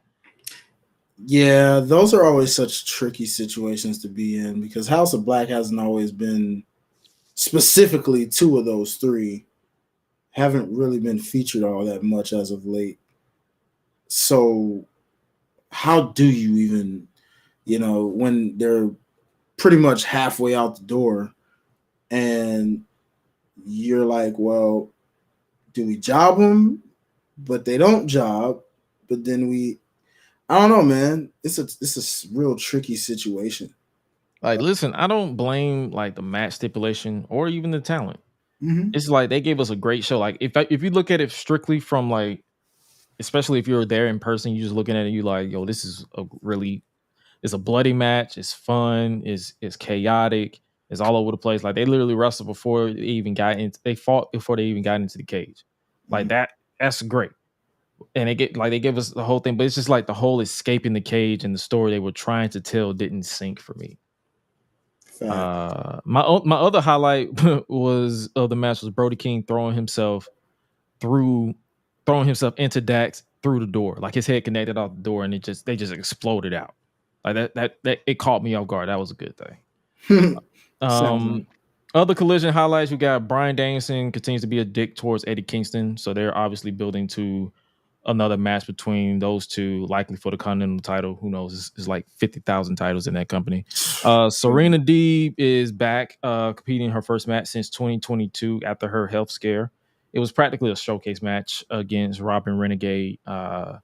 So it was solid for what it was. The crowd was actually behind Serena a little bit. So we'll see where they go with this one. Dynamite tomorrow before we pick our song of the week and get up out of here. Dynamite is headlined by Jon Moxley going one-on-one with Jeff Hardy. Okay. So they're doing something with Jeff Hardy, obviously. Yeah, my boy's getting featured a lot, man. Unlike someone else, for obvious reasons, I would assume. But neither here nor there. All right, cool. Next up, we have Swerve. And it's basically pick your poison between Swerve and Hangman. Samoa Joe will be on commentary for the dealer's choice. It'll be Hangman's hand-picked opponent versus Swerve Strickland. The second match of that, Hangman's opponent will be Toa Leona of the Gates of Agony. Of course. So I'm mad at that. I'm really mad at that. I'm like, dang, Swerve, you gonna pick somebody from your squad? Really, dog? Like you should have picked somebody that nobody was expecting, or somebody that Hangman wasn't prepared for. Like you basically gave him a chance to prepare while you don't have no chance to prepare. Pretty much. Yeah, that was pretty dumb. Not gonna lie. Next up we have Deonna Purrazzo versus Taya Valkyrie with Timeless Tony Storm on commentary. Man, talk about a clash on paper this is. My goodness. And then we have this match, Chris Jericho versus Kyle Fletcher. So they're continuing the Dom West family versus Jericho, and I do not get it. I don't think the crowd will, because they're going to be too busy booing Chris Jericho. And they're obviously going to be teasing or building towards this match that's happening on February 7th. Ricky Starks and Big Bill defending their tag team titles against Sting and Darby Allin. So it sounds like we got new tag team champs when that match happens. Yeah. Then have new tag. I figured they'd give Sting some gold before he retires. Makes sense, and they'll just drop it back to the Young Bucks. Yep. Oh, great. Another Young Bucks title reign, people. I hope you're ready. Great. Oh man, great. Man, Dynamite, we'll definitely be watching and peeping in. If you guys haven't already, if you want a post-show review, make sure you peep out everybody else in the community, All Elite with Keeks or Public Enemies podcast. I know they do episodes every Thursday, so make sure you guys peep that. Other than that, I believe that is all that we have for this week. Before we get up out of here, ladies and gentlemen, you already know what we got to do. We got to give you guys a song of the week.